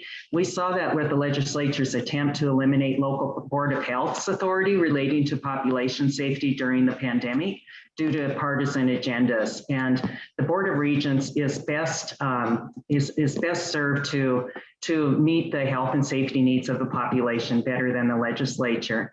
As a public health professional, I urge you to consider the Montana public health epidemics of suicide and domestic violence. As other speakers have said, our students and faculty and staff have the rights to live and learn and teach in safe environments. I'm also a member of Moms Demand Action for Gun Sense. We advocate for safer gun policies. Montana's lagging in many gun safety policies, such as universal background checks, which I don't see addressed in the proposed policy. And so I doubt that we'd be able to incorporate such policies which are evidence-based because they don't exist in our state. As far as the proposed policy, I think it's very well intentioned, but I see us as faculty having to be put into the interpretation and enforcement positions by this policy. It's left me with too many questions. For example, are healthcare facilities, are our clinical labs considered to be healthcare facilities when we don't have real patients but simulated patients? So I would urge you to continue the current Board of Regents policy 1006 regarding firearms on campus. Thank you very much for listening, for all of your work in this area. Thank you, Lori.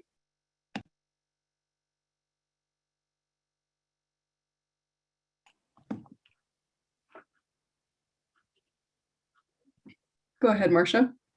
Hi, I'm Marcia Getting, and I'm a faculty member at Montana State University. I would like to urge you, the Board of Regents, as a board and not as individuals, to file suit against the legislature and also the governor for violating this constitutional authority that you have to manage the Montana university system. The reason I would include the governor is because a person in this position has the authority to veto any of the bills that do not seem appropriate for the state. And that was not done in this particular case. I thank you for the opportunity to have my 2 cents in and appreciate your service on the Board of Regents. Thank you. Thank you, Marcia.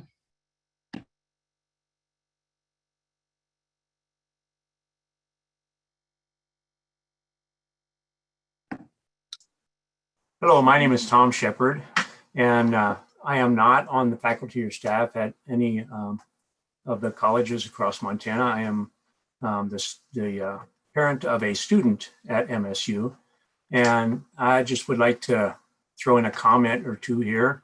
I would like to encourage the Board of Regents to reject pressure to litigate this this incident, and I would encourage them to pass the draft policy. And I think it's mostly good. I think it has some very well-balanced points of view in it. And I would like to add one other thing, that there was a concept or an idea that I heard that is very appropriate here. And it says, it will be found an unwise and unjust jealousy to deprive a man of his natural liberty on the supposition he may abuse it. And I would encourage people not to think more highly of their own position than they ought to, but instead consider themselves to be faithful stewards of the trust that they've been given. Thank you. Thank you, Thomas. Kristen, you're back up. Sorry about that skip before.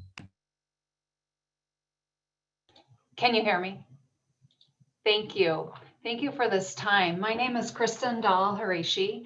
I'm speaking as the mother of an MSU student, as well as the director of the Learning and Belonging Preschool, our laboratory preschool here in the College of Education at UM. While I'm pleased to see campus childcare centers listed in the draft policy as areas guns wouldn't be permitted, I remain worried. Our preschool children explore the full campus on daily field trips, and most campus childcare playgrounds are exposed. Our lab preschool's main mission is to provide clinical field experience for education students. We can have up to 100 UM students come through our doors in a given year. These students are scheduled between their classes. I don't want a frazzled student running late to his or her practicum assignment to tuck a firearm into a backpack or a purse in lieu of taking the time to safely lock it in a designated location. DPHHS's childcare licensing regulations state all firearms must be locked for obvious reasons. Back to my role as a mother, I know my family is not alone in considering a transfer to an out-of-state college for our son. I also believe House Bill 102 will impact out-of-state recruitment to our Montana universities and colleges. Thank you for your time and thank you for your service on the Board of Regents. Goodbye. Thank you, Kristen.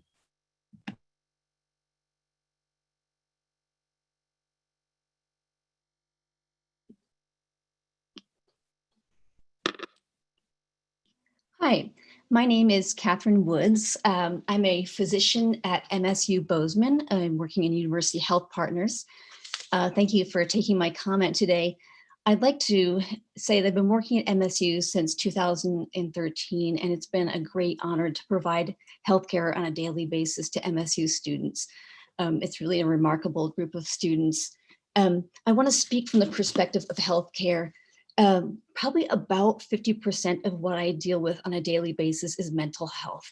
Like many people have said, there's students coming to school for the first time, living on their own, maybe developing new diagnoses such as bipolar, schizophrenia, maybe coming in with PTSD or other traumas. And they're developing those coping skills to live on their own at the same time. This can be a difficult combination. We know Montana has a high suicide rate.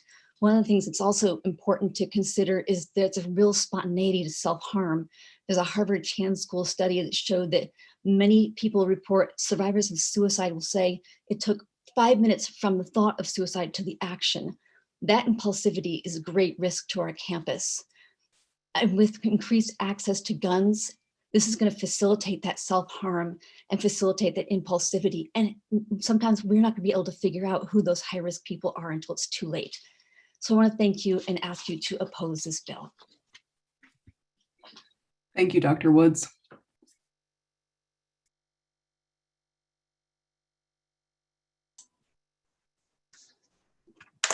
Hi, folks. Can you hear me okay? All right. My name is PJ Diamond, and I'm a student affairs administrator here at MSU Bozeman. And I urge you folks to litigate this House bill. After reading the draft policy recommendation, I'm left with the following questions.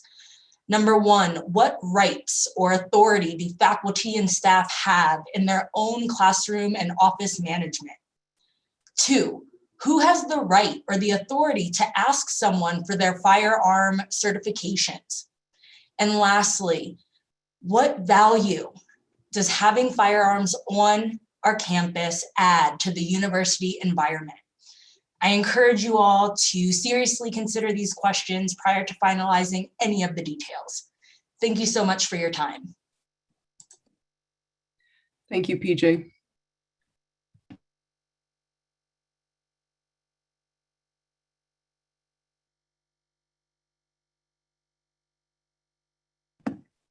Hi, Dorothy, can you unmute yourself?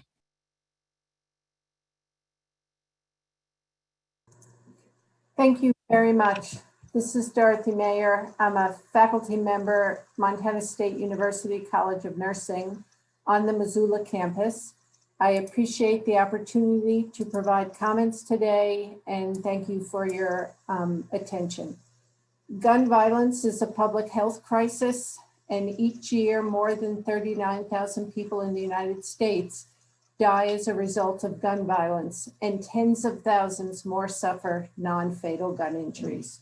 We've heard statistics about suicide, which I will not repeat, but I will say that coming off a year of COVID has really heightened my awareness as a department head and faculty member about how fragile our college students' mental health is during times of public health crises.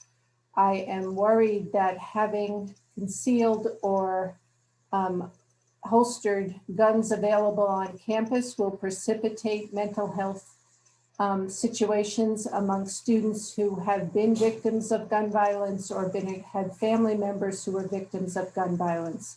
I encourage the Board of Regents to not enact House Bill 102 and go back to what we've had and support those who have spoken in favor of the Board of Regents being in charge of the university campuses in Montana.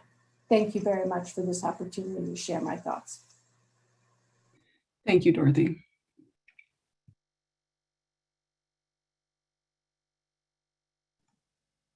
Can you hear me?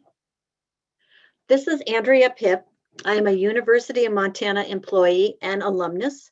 My daughter attends Montana State University. My job is off campus, but frequently I am on the MUS campuses to work in our state herbaria, to be a guest lecturer, and to help with student-led organizations. I am not anti-gun, but the best policy that I advocate for is to not allow guns onto our college and university campuses for several reasons. Anyone who carries a concealed loaded firearm on campus sends two messages. I live in fear of you, and if you make me defend myself, then you and your actions are worthy of death. Guns on campuses do not promote a safe place where dialogue and true academic learning can be promoted without fear of repercussions. Guns enable the crossroads between a thought and an action. This policy will likely increase suicide rates on campuses and quote unquote accidental shootings. I would like to see the Board of Regents dedicate resources to build public awareness to the link between guns and suicide. And implementing this draft policy is costly to the economic health. In Idaho, 5 state schools spent $3.7 million to increase security, yet our legislature has provided $1 million. That is not enough. It's taking money away from education. It's not enough to implement this draft policy. Thank you. Thank you, Andrea.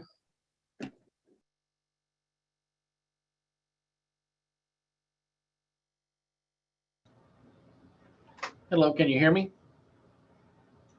Hi, my name is Mike Smith, and I'm a budget manager here at MSU, and I'm also a retired officer in the U.S. Air Force. I know that some believe this legislation is an overreach to the authority granted to the Board of Regents by the Montana State Constitution. I can understand that point of view. However, as a few others have mentioned, I fully believe the Second Amendment to the Constitution, which says a well-regulated militia being necessary to the security of a free state, the right of the people to keep and bear arms shall not be infringed. This amendment was fully ratified and every new state added to the Union became subject to this. In lieu of this, I believe the U.S. Constitution trumps the Montana State Constitution regarding this issue. I believe the new legislation helps support the Second Amendment and my right to be able to keep and bear arms. I would strongly urge you to support this legislation and our right to be able to protect ourselves. Thank you. Thank you, Mike.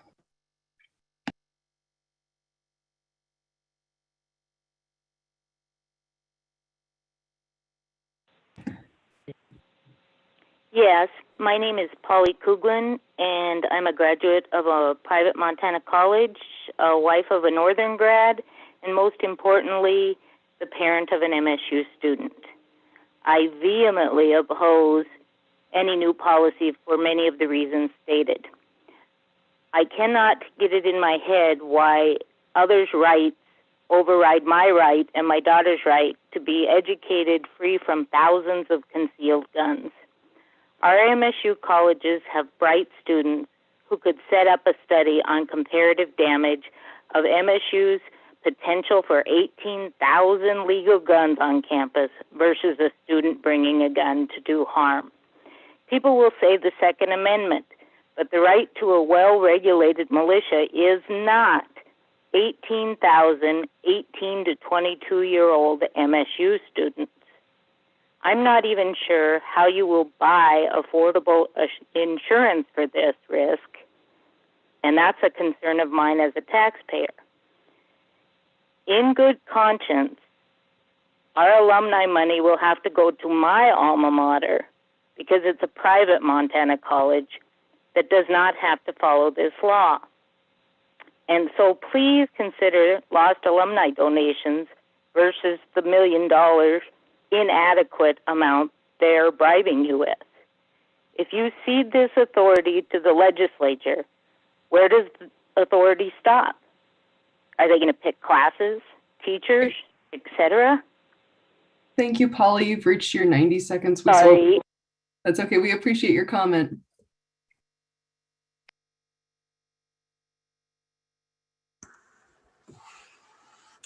Hi, can you hear me? Hi, my name is Kagan Parham, and I'm a student at Montana State University.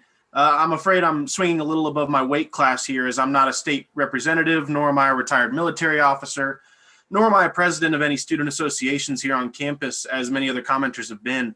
All I am is a regular old student, but I feel as though I wouldn't be performing my responsibility as a student and citizen if I didn't voice my support for this House bill and its implementation in the Montana University system. The fear-mongering that's occurring in this forum is pretty discouraging, to say the least. To speak as though moving forward with this policy would result in our campuses turning into a suicide cult or an Old West shooting gallery is dishonest and emotionally manipulative. It's a straw man to the extreme, and that's to say nothing about the fact that it runs contrary to the data being pulled from other campuses excuse me, that have enacted similar policies. The belief expressed by some that the frontal lobes of 18-year-olds are developed enough to be drafted, vote, or take on tens of thousands of dollars in student loan debt, but not enough to exercise their right to bear arms and defend themselves is patronizing and disrespectful.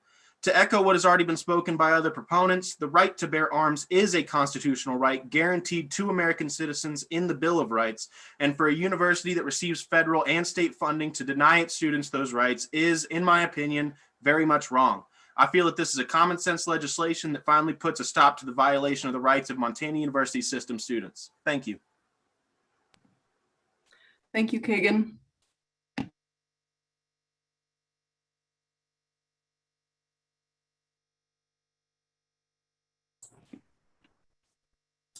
My name is Cara Verasco, and I am an administrative associate at MSU Billings. I have two concerns with the implementation of this law.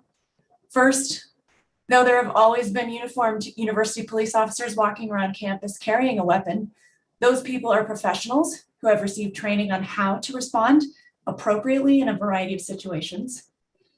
This new law would allow untrained individuals to carry a weapon. Even if the person carrying a gun has an altruistic desire to protect their fellow faculty, staff, and students, without specific training, they are unlikely to successfully avert criminal action. Secondly, there is an expectation in the MUS that students, faculty, and staff may live and work on campus in a safe space. when there are people in positions of authority allowed to carry a weapon, be it deans, faculty, hall directors, or supervisors. This creates the potential for great personal discomfort that might affect the ability of students to learn and faculty and staff to do their work. Thank you for allowing me to speak. Thank you, Cara.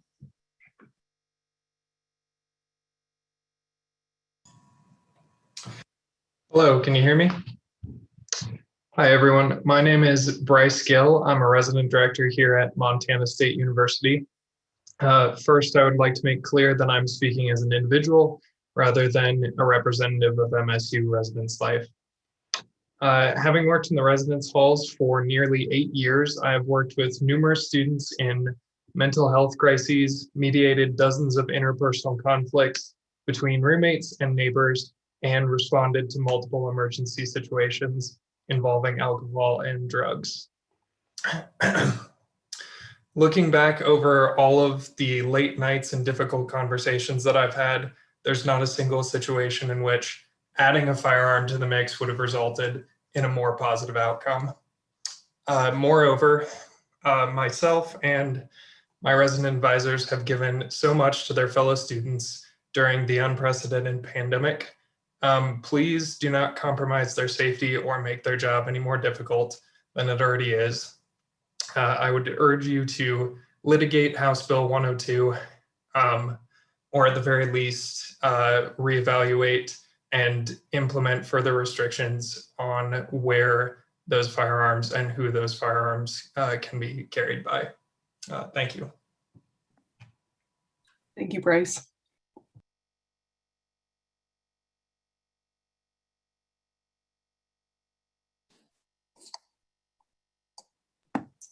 Hi, I'm Michelle Worrell. I'm a student at Helena College.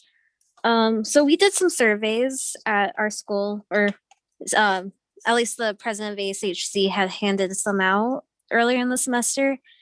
I could be wrong. I don't think I am, but I know that we had some support for the bill. The former president still has those surveys last I checked. But to give you an idea of what our student demographic looks like, for the surveys at least, I think most of them came from our airport campus. A large majority of the students are local, from Montana. They're older and non-traditional students and don't live on campus. Many of those who did fill out the survey are pretty responsible, but they enjoy hunting and shooting as an activity. So it's not hard to forget that they have guns in the back of their vehicles after an outing. So that might be a little more helpful for those students to be more mindful about having guns in their vehicles when they're not supposed to. I think the biggest thing though is that whether or not this, goes anywhere, that schools need to be able to offer some kind of training to students, whether it's through continuing ed programs. It doesn't seem right to me that, Helena High School can do gun safety training with BB guns, but colleges don't do anything like that. Thank you so much for your comments, Michelle.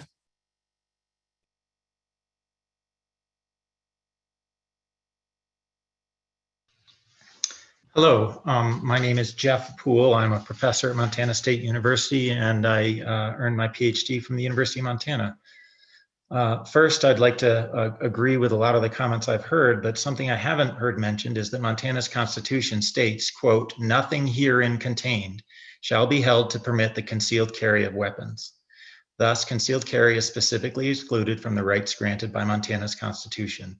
Under the Constitution, concealed carry would represent a policy enacted voluntarily by the Board of Regents. Second, the logic of the proposed policy is so contorted as to represent a liability for the university system. For instance, Section E of the proposed policy shows that the Board of Regents has the authority to ban guns where negligent discharge of a firearm may cause, quote, "catastrophic harm." Animal use facilities are listed as one such area. This implies that the loss of an animal on campus due to negligent discharge would represent catastrophic harm to the Montana University system. I would ask the Regents to use that same authority to maintain the current gun ban on campus in its entirety and prevent the catastrophic harm of a similar loss of a Montana University system staff member or student. Adopting a policy that denies students and staff the basic protections afforded to animals on campus would be an abrogation of responsibility by the Board of Regents. I would ask you to consider whether you need to litigate this. You are the constitutional governors of the Montana University system. You already have the authority to set policy. You can simply keep the existing policy. Thank you. Thank you, Jeff. And I'll also note we're nearing 5:00 p.m. We only have 6 people in our queue right now, so I'm inclined to just continue to finish up with this public comment. At risk of really opening it up, I am going to remind folks, if you'd like to give a public comment, please click the raise hand feature at the bottom of your screen, or if you're on the phone, press *9 on your phone. Thank you.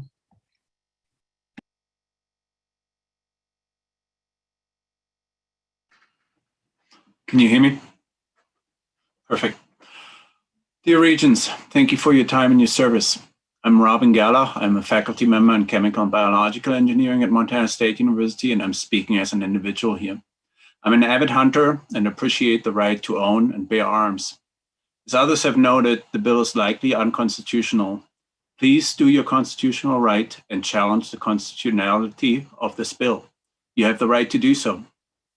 You need to maintain your constitutional right to govern the Montana State University system campuses without unconstitutional interference from the legislature. I want to tell you a quick story. As you may know, recently Alan McDonald passed away. Alan was an MSU alumnus and responsible for the Space Shuttle Challenger rocket program, including the final fatal launch of Challenger. His job was to sign and submit an official form prior to launch. Signing the form, he believed, and he'd risk the lives of 7 astronauts set to board the spacecraft.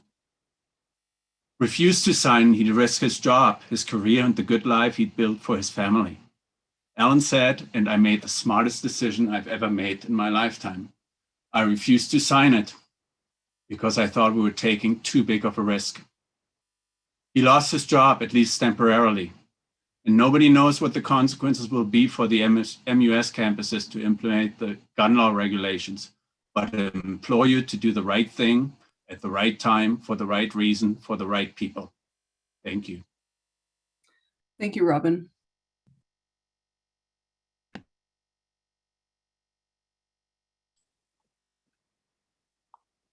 Is it my turn? Yeah, okay. I'm Sarah Kopf, and my son is an incoming freshman from Seattle, Washington. And we were delighted that he got in and he really wants to come. But I was really, really taken aback when I got the email last week about guns on campus. I was an RA when I was in college, and just the whole ramifications of having students, and I'm also a child psychologist, and I agree and know about developing brains and all the stresses and things that kids are confronted with, and that it just brings everything to another level. It just, it just accelerates everything, and kids can't go back when there's a gun involved. And I just think it's very dangerous and unsafe. And I'm having second thoughts about sending my son, which is really sad because he's very happy. So he's very excited and really wants to go to Bozeman, MSU. So thanks for the opportunity to say something. I wasn't prepared, so thank you very much. And I hope to see you someday in Montana. Thank you, Sarah.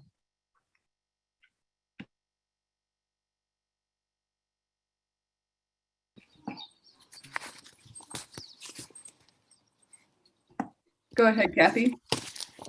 Good afternoon. My name is Kathy Malone. My deceased husband, Michael Malone, was the 10th president of Montana State University. And during his first year, May 1990, 2 students were shot over a card game in a dorm. And yes, there was a lot of alcohol, maybe drugs, I don't know about that. But it was a card game.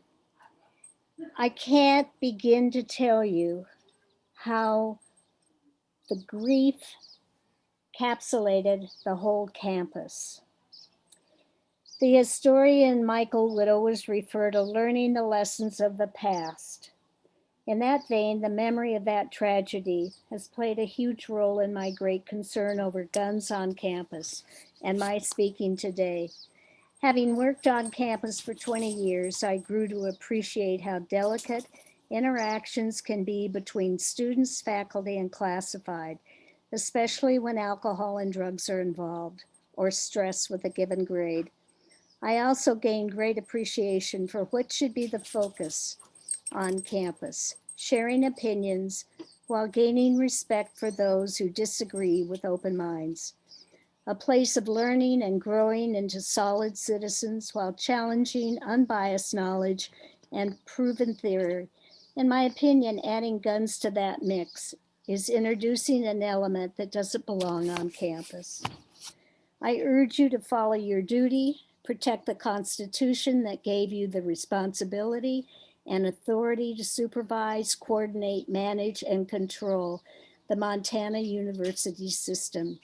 I would like to personally thank anyone who has written letters to you, community members, faculty, staff, and in particular, Steve Barrett, who I think presented a very informative editorial and history lesson, which I hope will carry the day during the Regent's conversations and decisions.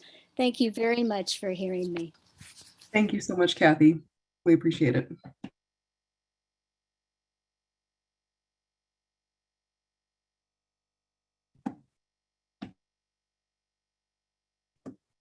Go ahead, Rolf.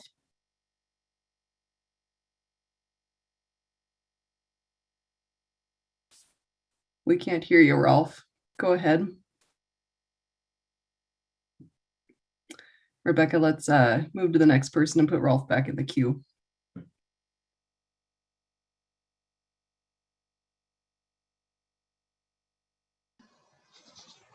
Hi, can you hear me? Hi, this is Troy Bertelson from Bozeman. And in my 20s, I would get a concealed permit for carry because I had a fear to protect my family from a perceived threat. I got my concealed permit. I carried a gun one time and happened to be filling up my vehicle with gas and carried it in the convenience store. And I was so nervous about carrying that gun that I was shaking and I could hardly have a conversation with the nice lady behind the counter. I never carried a gun again. I never renewed my concealed permit. And I hunt. I've carried guns, hunting, gun safety all my life. And I am profoundly against guns on campus. I was at MSU in the early 80s when a roommate got shot and killed. And it left a really dark and brooding mood over the campus every time I visited after that. I would come back to the campus in '95 to graduate with a degree in psychology. And working with fear and being a life coach, the problem is getting fear out of people's minds, not carrying a gun. So I strongly urge you to litigate HB 102 and maintain and continue your policy 1006B. Thanks. Thank you, Troy.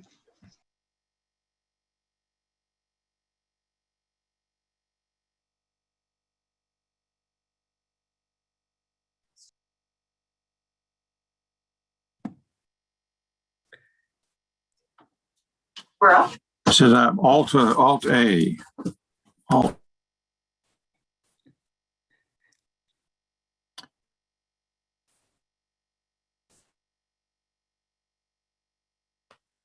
Hi, can you hear us? Yep. Go ahead. Hi, sorry, we're out camping, not a great connection. So we're Sandy and Byron Murray. We're parents of an MSU student who has just finished her freshman year. So our perspective is very much a parent perspective. We are adoptive parents, and so our children are Asian. And our daughter was very aware of racial diversity in searching for colleges. And despite the fact that she was very aware of it, she fell in love with Montana State. and said, I love it and I want to go there. It feels wonderful to me. So she has spent her first year there at Montana State.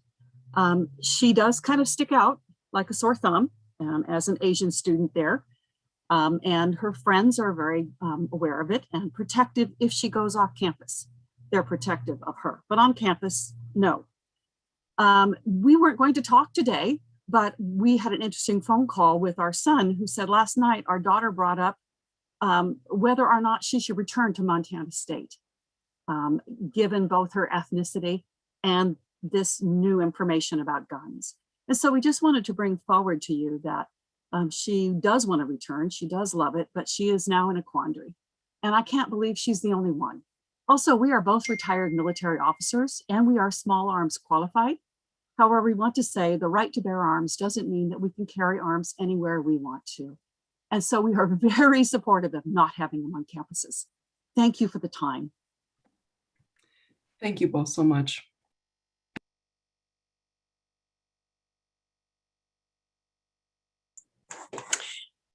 My name is Elizabeth Marham, and I am staff at MSU in a small office that is 15 by 13. We serve students with disabilities, first generation.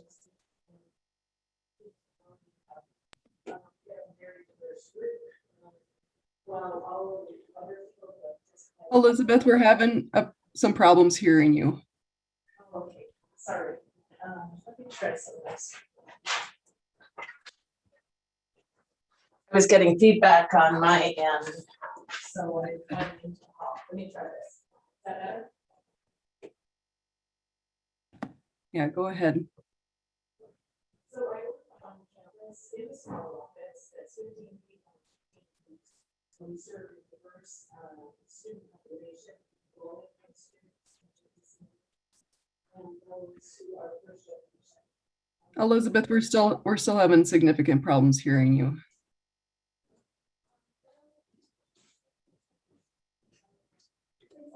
Or please locate this. Elizabeth, are you able to? Elizabeth? Oh, it's like I hear you. I don't think I can. So please just litigate this.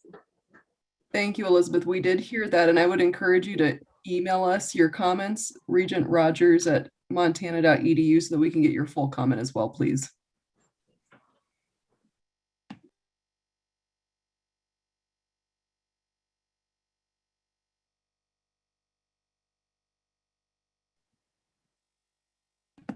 Go ahead, Ken. My name is Ken Munt. I'm an MSU dad, a proud MSU dad of two boys. One graduated in December and one will enroll in fall.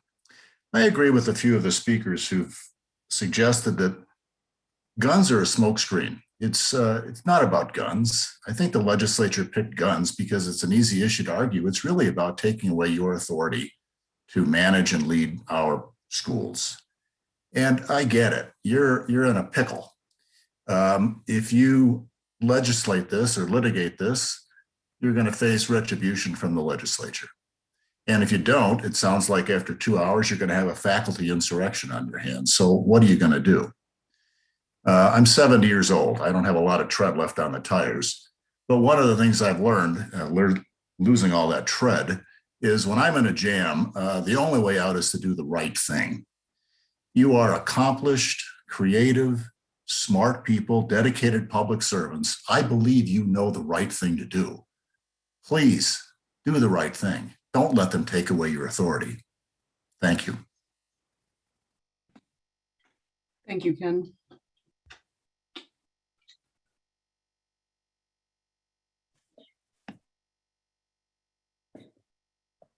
Go ahead, Kathy.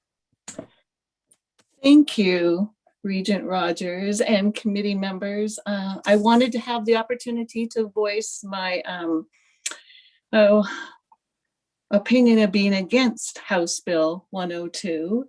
And as I was considering what to verbalize, I went to what the role of you the role that you have as a Board of Regents. And I was grateful that Kathy Malone just mentioned your full power and all the other descriptors, but I also went to your code of expectations. And just looking at those two documents, I think you should stay the course. Have courage. And I didn't catch the person's last name, or excuse me, name of the last speaker, but my goodness, have courage, stay the course, and don't let power grabbing legislators abrogate your power. Thank you. And Kathy, can you state your full name for the record, please? Sure, Kathy Francisco. Thank you so much. That is the last person in our queue. I'll remind us one more time to raise your hand if you'd like to give a comment, or *9 if you'd like to give a comment and you're on the phone.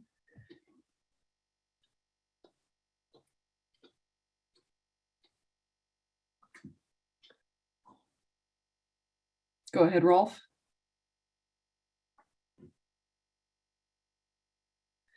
Rolf, we're not hearing you. We must be having technical issues. Would you please submit your comment via email to us instead? We so appreciate it.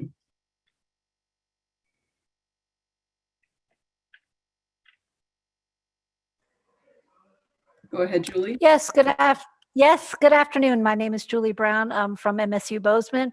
I'm a contract specialist. I do not envy the decision y'all have to make, because I too myself have mixed feelings.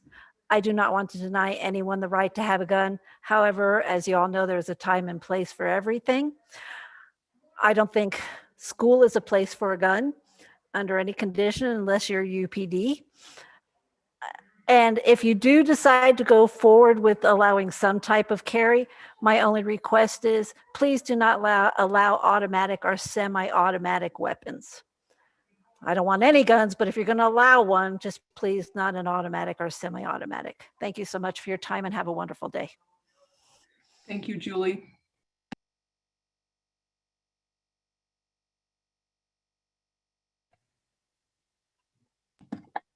Go ahead, Roxanne. Hi, my name is Roxanne Weichel. I live in Missoula, and I'm a Montana State University grad from thousands of years ago. One aspect, I would urge you to reject and not implement House Bill 102. A lot has been said. I want to add something that hasn't been discussed as of yet.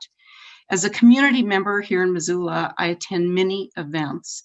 I've been at high school basketball tournaments at Brick Breeden, the field house in Bozeman, and for the final game in high school, it was packed with over 8,000 intense fans, some of them screaming at the referee.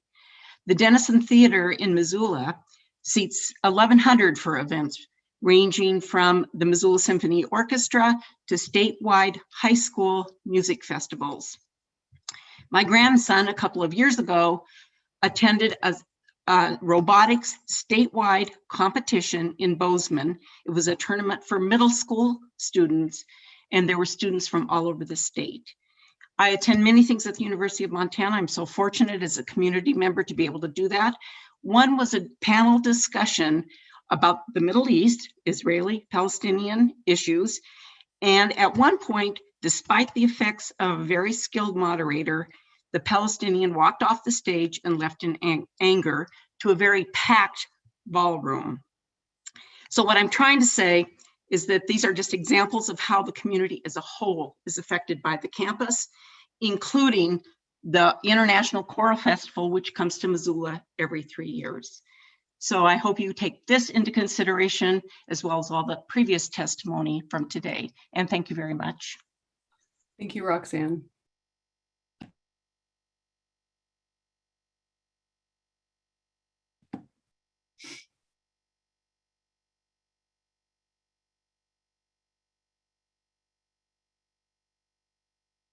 Elizabeth, are you able to unmute yourself? I can. Thank you so much. And I don't have my notes in front of me now, but my point is this. I work in a very small office at MSU. We serve low income, first generation, and people with disabilities. It's a crowded office. we have some people, and while I don't represent the program in any kind of way or the university on this, I will tell you that we have had concerns about students because some have serious problems, serious mental illnesses. And while we, we have to think quickly and in the moment, and sometimes it's just to calm the students down. I have 2 tables, 2 computers, a couple file cabinets, a coffee machine and a small fridge, a water machine. And this shows you the scale of my office. It's crowded, it's busy. Sometimes we'll have 6 to 8 students. And when tensions get high, they can be high. We do a lot of laughing, but sometimes difficult things come up. And all it would take for someone having a bad day is to bring a gun into that office. Now, I can't imagine that for any coworker or anyone following in my footsteps, I wouldn't wish it on anyone. And I trust your eminent wisdom as regents to not allow the legislators or the legislature to push you around. So please defend Montana State University, Montana University systems, faculty, staff, students, and parents, because as a parent, I wouldn't allow a student to go where concealed carry guns are permitted on campus. Thank you. Thank you, Elizabeth.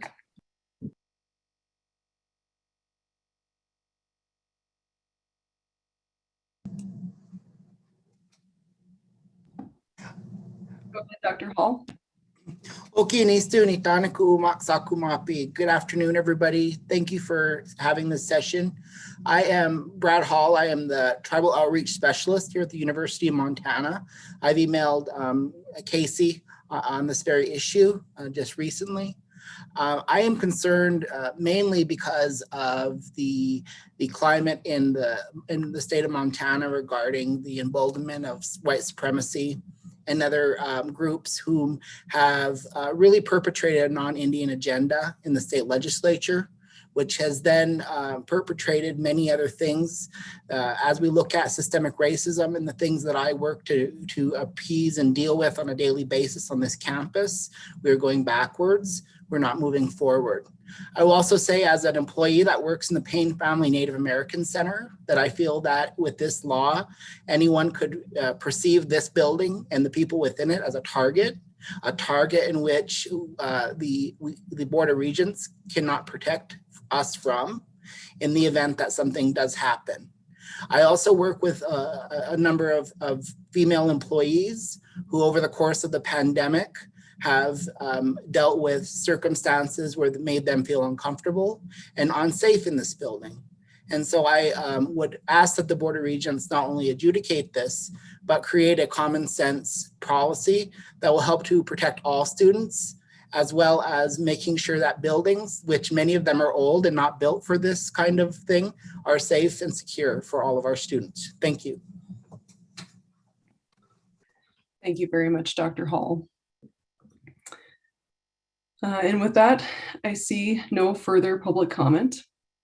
Wow, thank you all. Thank you so much for your thoughtful, specific remarks that were shared from so many different perspectives today. It's important to see members of the public engaging with us through public comment. Your perspectives are important for us to consider as we adhere to our responsibility to govern Montana's university system. Thank you for abiding by the time limits. Yes. It looks like we have one person who just raised their hand. Wonderful. Let's bring him in.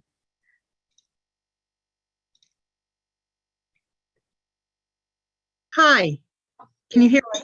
Yes. I'm Jean Belonginai. I'm a 76-year-old community member who had graduated from the University of Montana. And now I go to Molly classes. I'm a docent at the MAC and all sorts of events that are held at the university. I want much of what has been said, I won't even bother to repeat, but there are a couple of things I do want to bring in. I do remember when Mr. Turnage said very, very succinctly that litigate. Because the truth of the matter is, the reason we have that, the reason we have the Board of the Regents is because back when I was attending the University of Montana, they went after the humanities and liberal arts department full scale. We lost incredible instructors and professors. So that's number one. Number two, I want you to remember two names, James Clevenger and Brian Boder. They were the two boys who were shot in bed at Bozeman. They were sleeping and they were shot by their roommate who had been down playing in a card game and other things before he even arrived. And I want you to be sure to notice that neither of those boys were involved in that card game. So he walked into his room, got his rifle out, and shot his two roommates. And that's totally a possibility. It happens every week on one of our university campuses or in one of our schools. And if you've ever had some parent or some student come up and say, I am going to go blow her blankety blank. Thank you, Jean. You've reached 90 seconds. Please. Well, thank you all. Thank you all for your comment, for abiding by the time limits, sharing your comments with such respect, and for taking your valuable time to join us today. We had over 600 individuals joining us and still 250 here at the end. So thank you all. And thank you especially to those who helped to allow time for all to share their comments by bringing forward remarks on behalf of their members. Again, this meeting has been recorded and all of your comments will be included in the public record, along with comments we have already received and will continue to receive via email. As a reminder, we continue to welcome public comment via email at oche@montana.edu. That's OCHE@montana.edu. I was remiss at the top of the meeting to not mention that Regent Dombrowski had an unavoidable conflict today, but she very much wanted to join us and will be reviewing the recording in lieu of being able to be here live. My final thank you goes out to our OCHE staff. Their dedication to ensuring the ability of the public to engage in this process has been exceptional. Again, over 1,500 emails, each one collated and recorded so that it's part of the public record, and each of us as regents are able to review everything, even if it didn't come to us directly in our emails. So again, on behalf of all of us, thank you all so much for your time, and everyone have a good evening. Thanks, Bree. Well done.